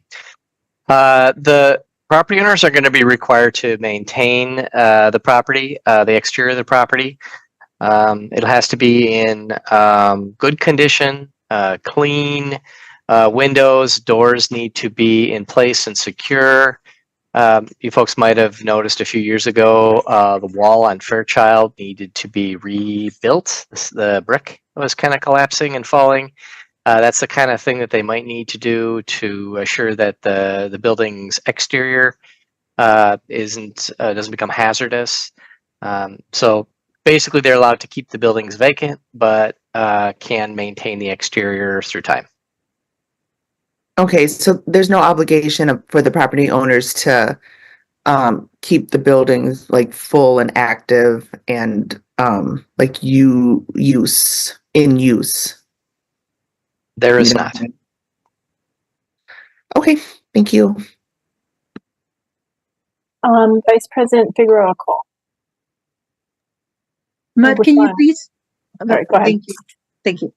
Matt, so you said, I got two messages there, so I want clarification. They're required to maintain the exterior of the building under a safe condition or a pretty condition? Because I was there this morning, and I don't think that those two things are the same thing. So is it a safety issue or is it a looking good issue type of thing? Well, it could be kind of both. So, like, for example, when the brick needed to be repaired, they needed to put back something that was approved by the preservation planner. So they weren't able to just take down the material and put up vinyl siding or something like that would be completely inappropriate. That probably best explains that the condition by which you'd be maintained. Typically, our expectation would be doors and windows would be maintained, peeling paint would be maintained. If there were holes in the roofs, those would be fixed. Any other type of exterior condition would be remedied. The properties would be secure, meaning the doors would be locked. And if they do have to do some structural repairs, those may be required. And I don't know if you're the right person to answer this, but I'm getting myself confused. So are these properties actually on the preservation authority? You know, when so these properties are not individually landmarked, and they are not part of a landmark district. So they are old, but they are not officially historic. Officially, right. If they were, then they will have some responsibilities to maintain the building at different standards. Correct? Yes, if they were local landmarks or in a local landmark district, they would. Okay. And one more question, because I mean I hear this 30-year history thing. So the reason why they're not landmarked today is because the owner doesn't want to, or I mean, can we force? Is there how do we get to what is the path to make that landmark status if the owner is not in favor of doing that? Is there a path to get that accomplished? Yes, the council can approve a landmark, a new landmark. I think by and large, they've been most successful when the property owner agrees with the landmark status, but no, the council can make that decision. Already. Perfect. Thank you. Thank you. Commissioner Spencer, did you have a follow-up question or just one? Okay. Commissioner Heck. Thanks. I have a follow-up question to Alder Figueroa Cole's line of questioning. I guess I don't understand why the preservation planner would have been involved in repairing a brick wall in a non-landmarked building or a building that's not in a National Historic Register district. I can answer that. So what happened with that building was the wall was bowing, and they were curious. They needed to fix it. They had blocked the sidewalk off, and we had the preservation planner in the planning office working with us, and the property owner needed to get an acceptable repair done. So we leaned on the expertise of the preservation planner to advise the best way to repair that wall. Initially, their idea was to replace it with engineered insulation system called EIFS. And we didn't think that was the right material to replace it. The preservation planner, who's an architect, used their expertise to assist. So I'm hearing that perhaps this was a somewhat casual arrangement that the parties agreed to. Yes, as part of the approval of the exterior alteration for the repair to occur. Okay, so tomorrow, if the owners wanted to remove the terracotta tile and make no structural changes and put shingle siding up on the front of the building, could they? They would need to obtain an exterior alteration approval, and I think that would be highly unlikely approved. And are there, well, sorry to go down this road, are there standards of approval, or is it's more subjective based on the expertise of building inspection and working perhaps in conjunction with the preservation planner? The planning office, I think there's also a trip to Urban Design Commission that is an alternate if it's not a staff level approval, and most people that are doing repairs are not so interested in going on a board committee or commission route. They want to try and work it out, and there's a time factor too. So, but staff would not be. I mean, well, Heather, you can say if you want, we're not going to approve such a change to the building administrative league. Yeah, and just to build on that, this is only for the downtown core and the urban mixed use districts. So we have a special, exterior interest in those two sort of downtown core districts.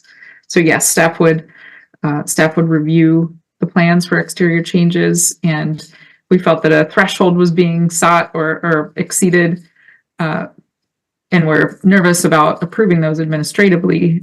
The path would be actually to the city's Urban Design Commission. And then the downtown design guidelines or whatever they're called kick in also, and that's why UDC gets involved. Okay, I see. Thank you for entertaining my little thought experiment. Thank you, Commissioner Heck. If there are no further questions for staff, I will look to entertain a motion. Alder Field. Thank you, Chair.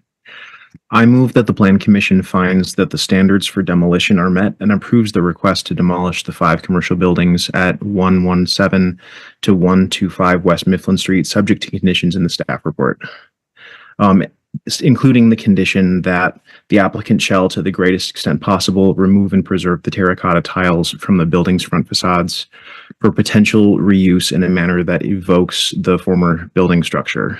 And I'll look to Commissioner Heck to see if that roughly covers language he had in mind. Thank you, Alder Field. We have a motion on the table. Do we have a second? Vice President Figueroa Cole, would you like to speak to your motion, Alder Field? Yes, Chair. So I'll speak to 2 standards. I think the first condition with that added wording about the terracotta helps me to find that standard 4 is met, as Landmarks specifically cited the terracotta as a driver of the structure's significance in their findings.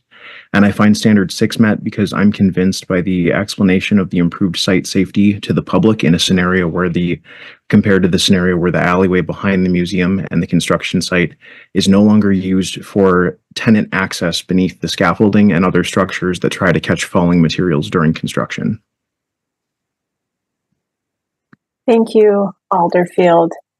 Is there any further discussion on the motion? Vice President Figueroa Cole.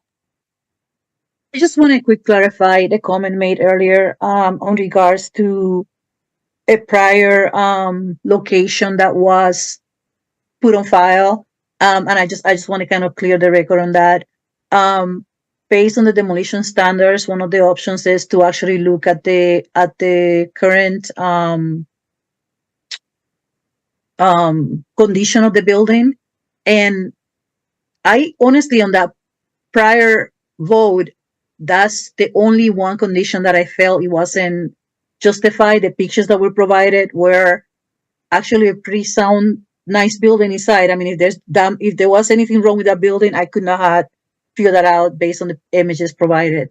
So that's why this morning, I don't go to the office often, but this morning I had to go to the office. This morning I decided to stop by and take a look at this building. I was confused about the layout itself because it sounded like we're talking about so many buildings. But once you're there, you're talking about one structure that has multiple addresses in it.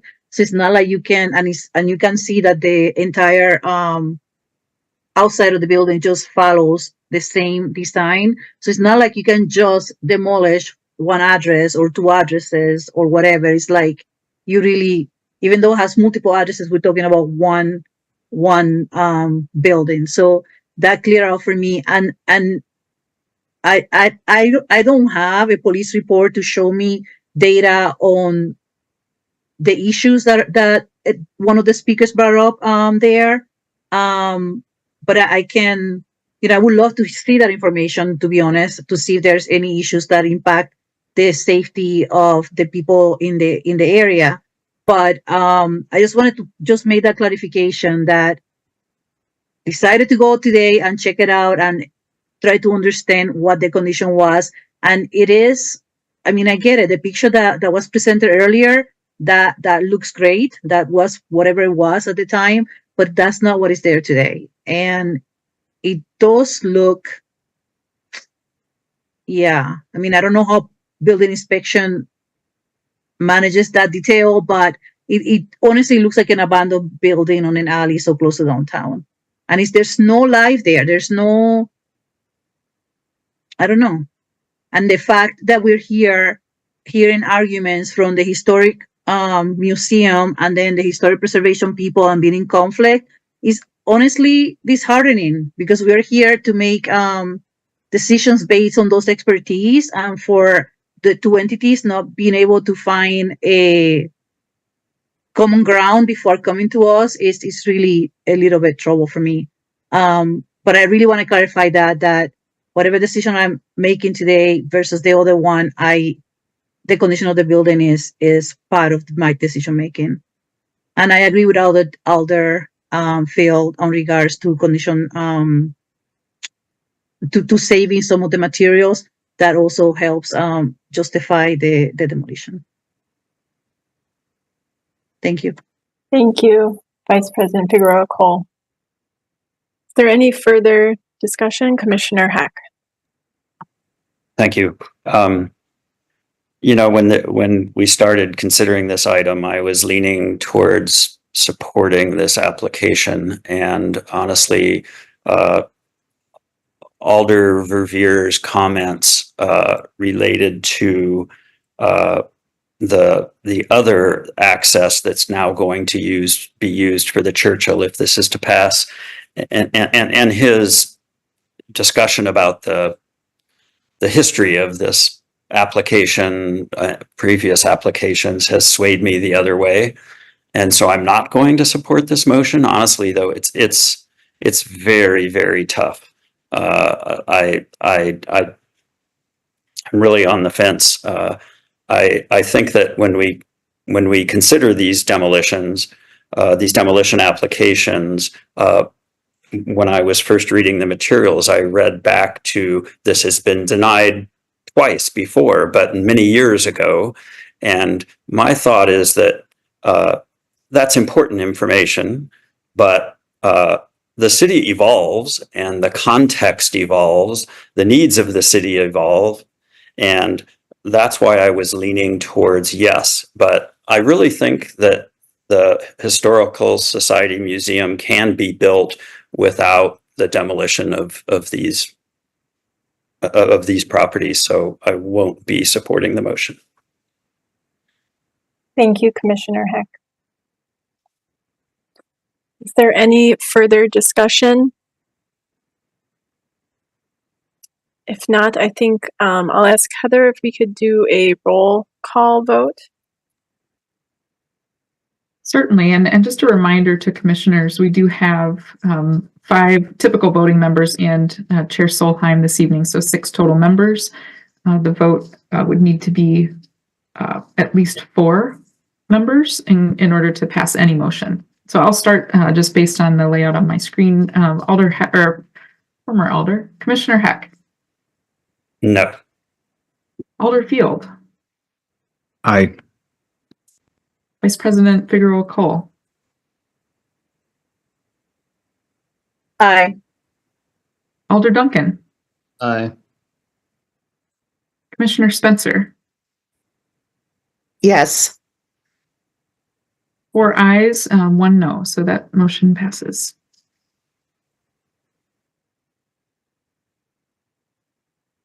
Okay, moving on to agenda item 9. Registrar number 81963. Amending Chapter 28 of the Madison General Ordinances to clarify various underground and site parking requirements. I'm not sure. Heather? Yes, for this, we have the zoning administrator, Katie Bannon, is here for this one. Hi, Katie. Sorry, I didn't see you there.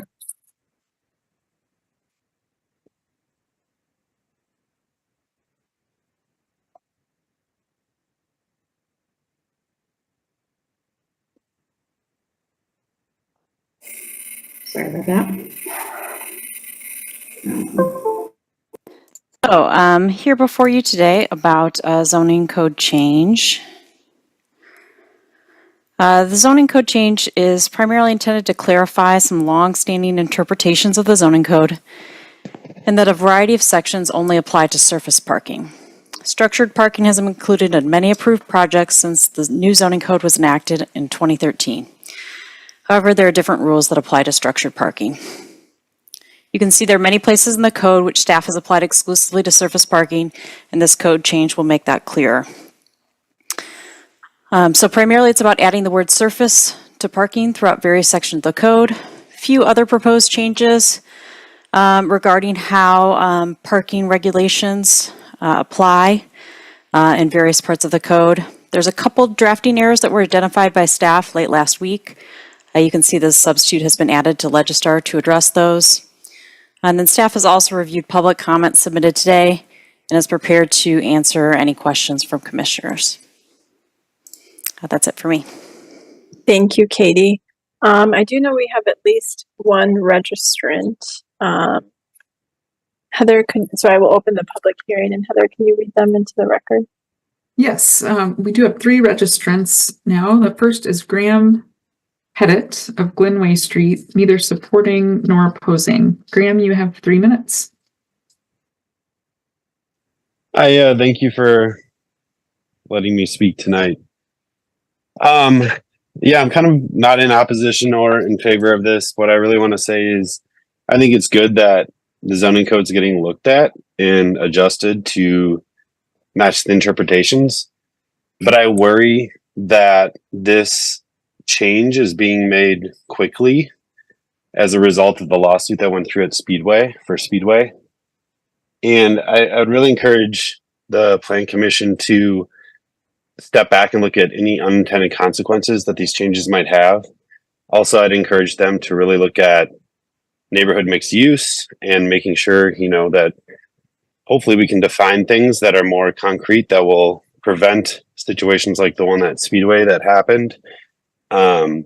Ideally, identifying square footage requirements for retail space, something that would really fit with what the zoning is calling for in those kind of spaces. So again, I'm not really in favor or against this, but I would encourage the Plan Commission to defer this to some sort of committee to really analyze the changes and what their impact might be, since this is going to really set a precedent for the city moving forward, probably for at least a decade. Thank you. Thank you. Next registrant is Alex Saludos of Hammersley Avenue. In opposition, Alex, you have 3 minutes. Testing. We can hear you. All right. Thank you. Hey, before I get started, did Linda Lenhertz get the passcode? She was trying to log in and couldn't? Yes. Yep. Thank you. Okay. I have deep concerns about the proposed changes to the zoning code as a result of the Barnes decision. The city's response to a clear violation of the zoning code shouldn't be to amend the law to accommodate a legal error, but to uphold the integrity of our zoning laws. The court determined the Plan Commission acted unlawfully, and staff's interpretation is contrary to the law. Rather than addressing the infraction, the city proposes hastily conceived clarification. It's not a clarification. It's an attempt to legitimize a legal error post hoc. Also, claims by staff that this is normal and customary doesn't make it right. Many experts on the Rewrite Advisory Committee devoted hundreds of hours over 22 meetings in 4 years to craft parking requirements tailored to the purpose of each zoning district. Their work shouldn't be disregarded when convenient. And any sympathy for the developer is misplaced. He knew about these issues before the project was approved. 7 months after the lawsuit was filed and after the city failed to contest the violation with the court, he pulled permits and started construction. While structured parking is an important part of smart growth, it's not appropriate in all zoning districts or sites. In fact, 4 of 7 mixed use and commercial districts allow it. The proposed changes enable new developments that will have significant adverse impacts on our neighborhoods and exacerbate existing issues.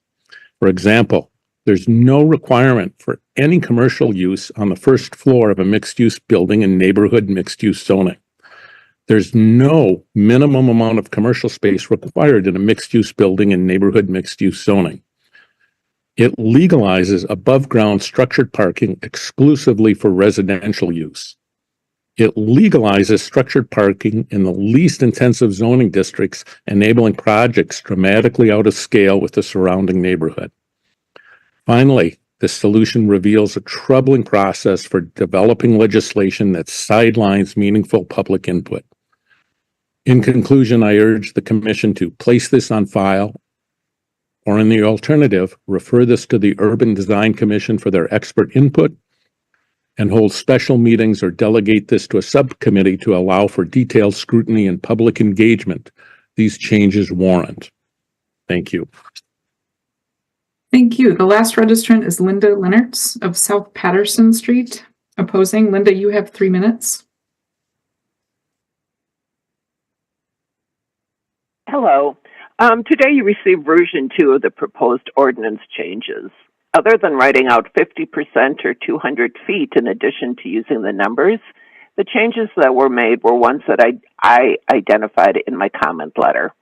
I'd like to make clear that I only reviewed part of the ordinance changes, so it leaves me to wonder what other needed changes might remain unidentified.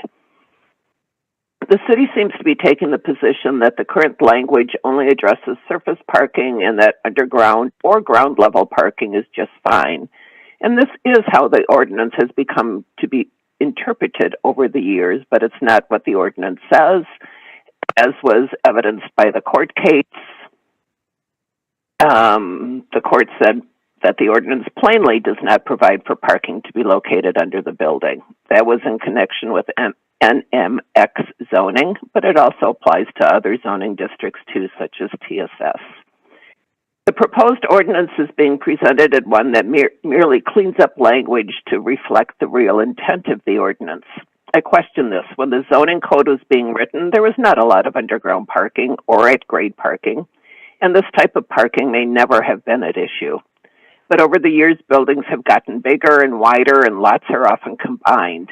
So with this increase in size of the buildings and lot sizes, should up to 50% of the lot on the side of a building be able to be devoted to parking?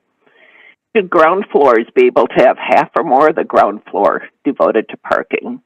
And what's the rationale for treating residential buildings differently than commercial mixed-use buildings? I think it's time to consider these kind of policy issues, particularly since the TOD promotes transit and pedestrian-friendly environments. And it isn't a time to be rubber stamping an interpretation that has evolved over the years. Those interpretations may not be appropriate in today's redevelopment climate. And these issues, particularly how much ground level parking there can be, it creates dead space, and how much of these streets do you want to have as essentially dead space? I also made comments regarding some of in addition to policy issues that I'm not going to go through again, with the definitions.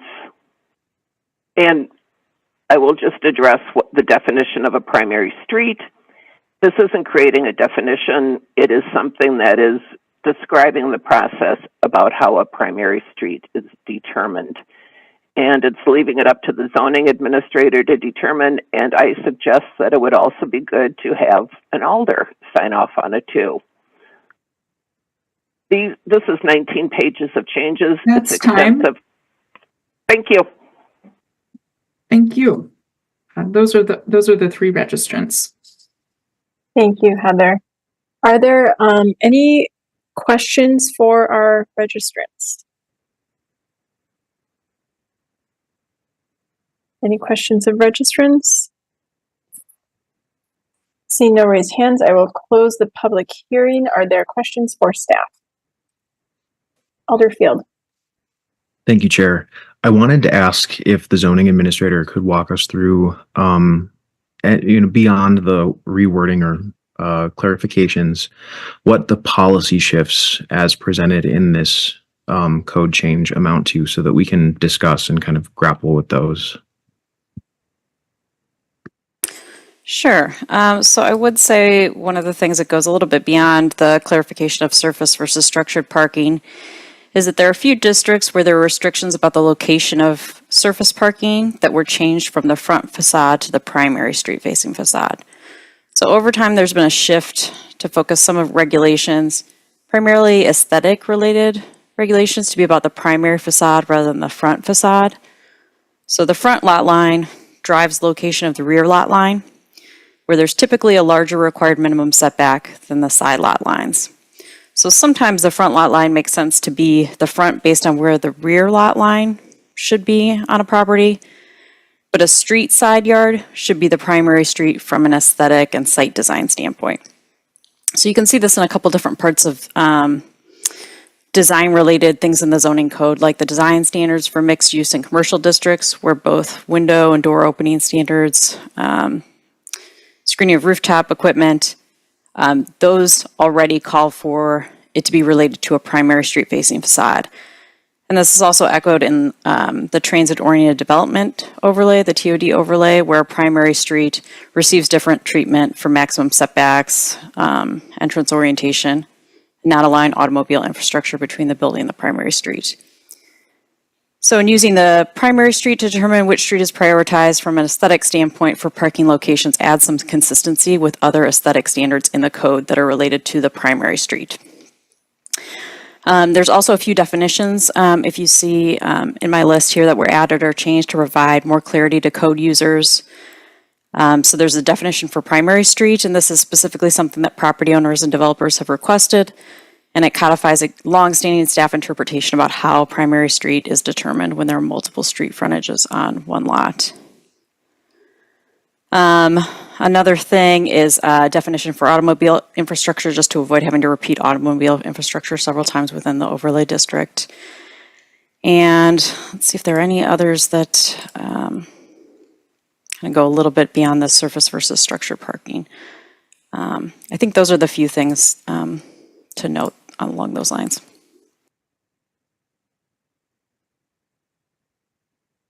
Thank you, Katie. Are there any other questions for staff?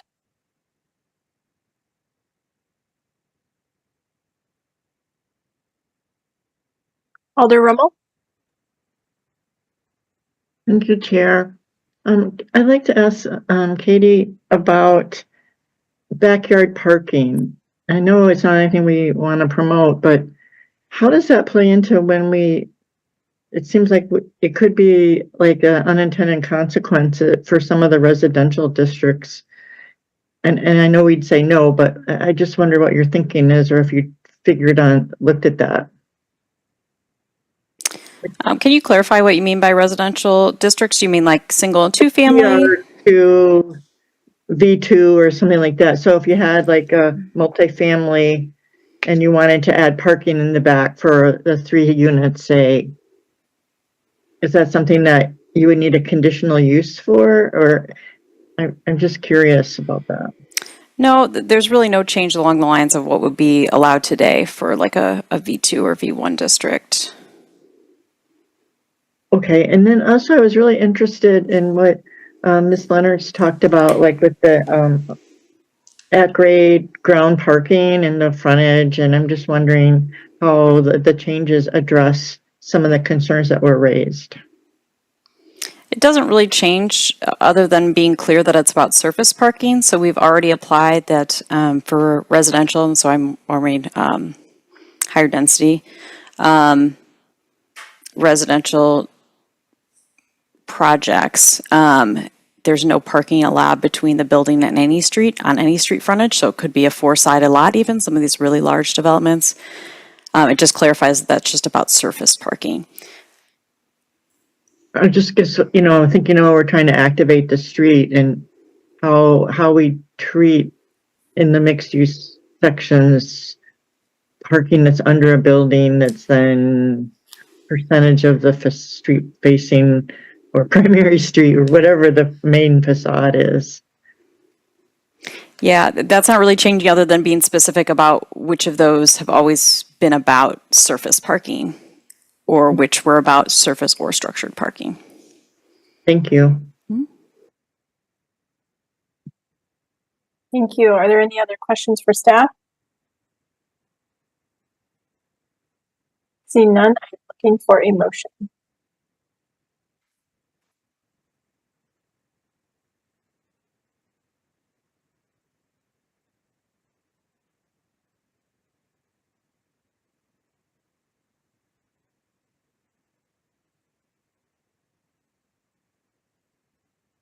Commissioner Heck. Thank you. I have too many windows open, so I have to get back to the agenda somehow. Here it is. I will move that we recommend approval of this zoning text amendment, amending Chapter 28 of the Madison General Ordinances to clarify various underground and site parking requirements. Thank you, Commissioner Heck. Do we have a second? Second. Seconded by Vice President Figueroa Cole. Commissioner Heck, would you like to speak to your motion? Please, just briefly. I recognize that, especially because of some of the input of Ms. Leonard's, that there are some inconsistencies and need for improvements in our zoning code. I think we all realize that. And she does a fantastic job of pointing out some of those discrepancies and asks good questions that I think the staff and alders and plan commission may grapple with in the future, some of them. But I don't think we should let perfect be the enemy of the good in this situation. The changes that are being proposed, in my mind, create little or no problems, but there are plenty of places adjacent to this in the code that there are inconsistencies and good questions to ask. But I think these are worth putting forward, and that's why I made the motion. Thank you, Commissioner Heck. Any other discussion on the motion? Seeing none, we will come to a vote, and I will assume unanimous consent unless I see a raised hand to object. Seeing no raised hands, the motion passes unanimously. Moving on, any business by members? Now we'll move to the Secretary's report. Thank you, Chair. First of all, the last council meeting, the council did approve the CI district or campus institutional district master plan change and also the Marty Farm plat on the far west side, consistent with the Plan Commission recommendations. We have a significant meeting coming up on March 11th. I'm going to read several of the items off here. First of all, a certified survey map referral at 1908 Arlington Place, for which we expect a lot of input at the meeting.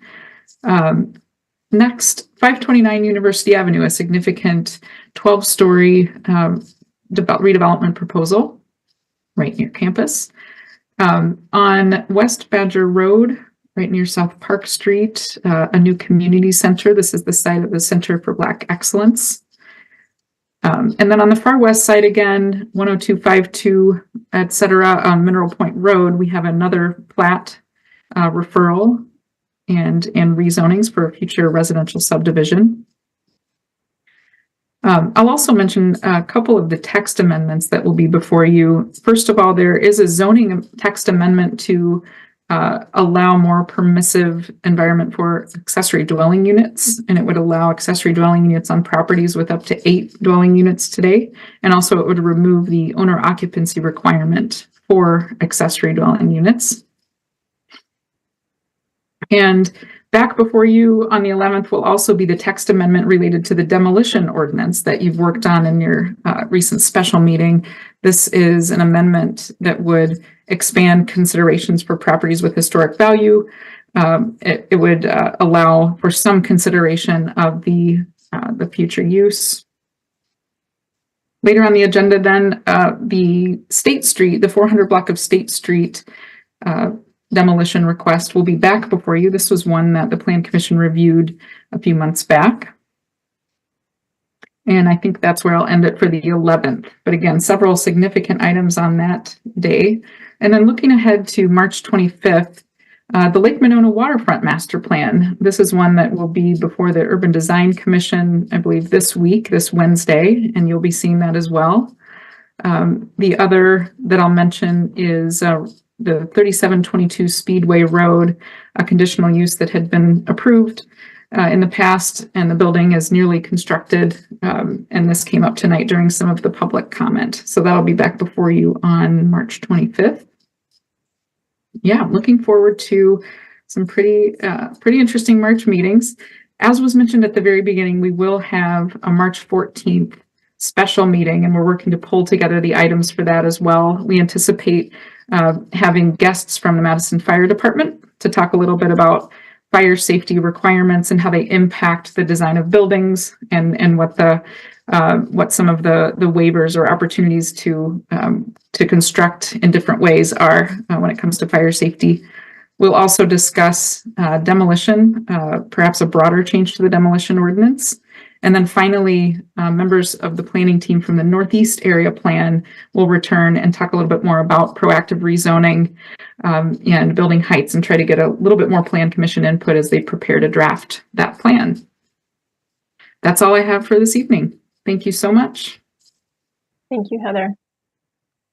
Vice President Figueroa Cole. Thank you, Chair. Heather, a quick question about the upcoming matters. Is there a reason why we don't have the actual Legistar ID? Are they not available yet, or are all these things in Legistar already? Many of them are not in Legistar yet. And so I think that's the main reason. We didn't provide the few that are in Legistar already. If they are rezonings, they've been introduced and they will be in Legistar, but none of the staff materials will be available as of yet. And so the items that don't have Legistar numbers, those are just applications that come in, or like where are they always coming Yes, from? applications that come in, and when they do come in and they're certified to be complete, they get scheduled for a future meeting. But the Legistar files aren't created immediately. I can talk with colleagues and figure out if we can get the Legistar numbers to Plan Commissioner sooner, if that's what I'm taking away from your question. Yes, I mean, the Plan Commission agenda, even when it's short, it's still long. Those reports are very long, and we don't have that much time to get to get ready for Monday. I'm not saying that I'm going to nerd out if the numbers are available, but maybe I would nerd out earlier, and just to get ahead of the staff report and get familiar with what is happening. Again, I don't want to give you more work, but if they are available, it would be nice to have them listed. No, that's great feedback. Thank you. I'll take that back to the team. All right, thanks. Thank you so much. All right, with that, I will look for a motion to adjourn. Motion to adjourn. We have a second. Commissioner Heck. I will assume unanimous consent. With no hands to object, the motion passes. Thank you all. Have a good evening.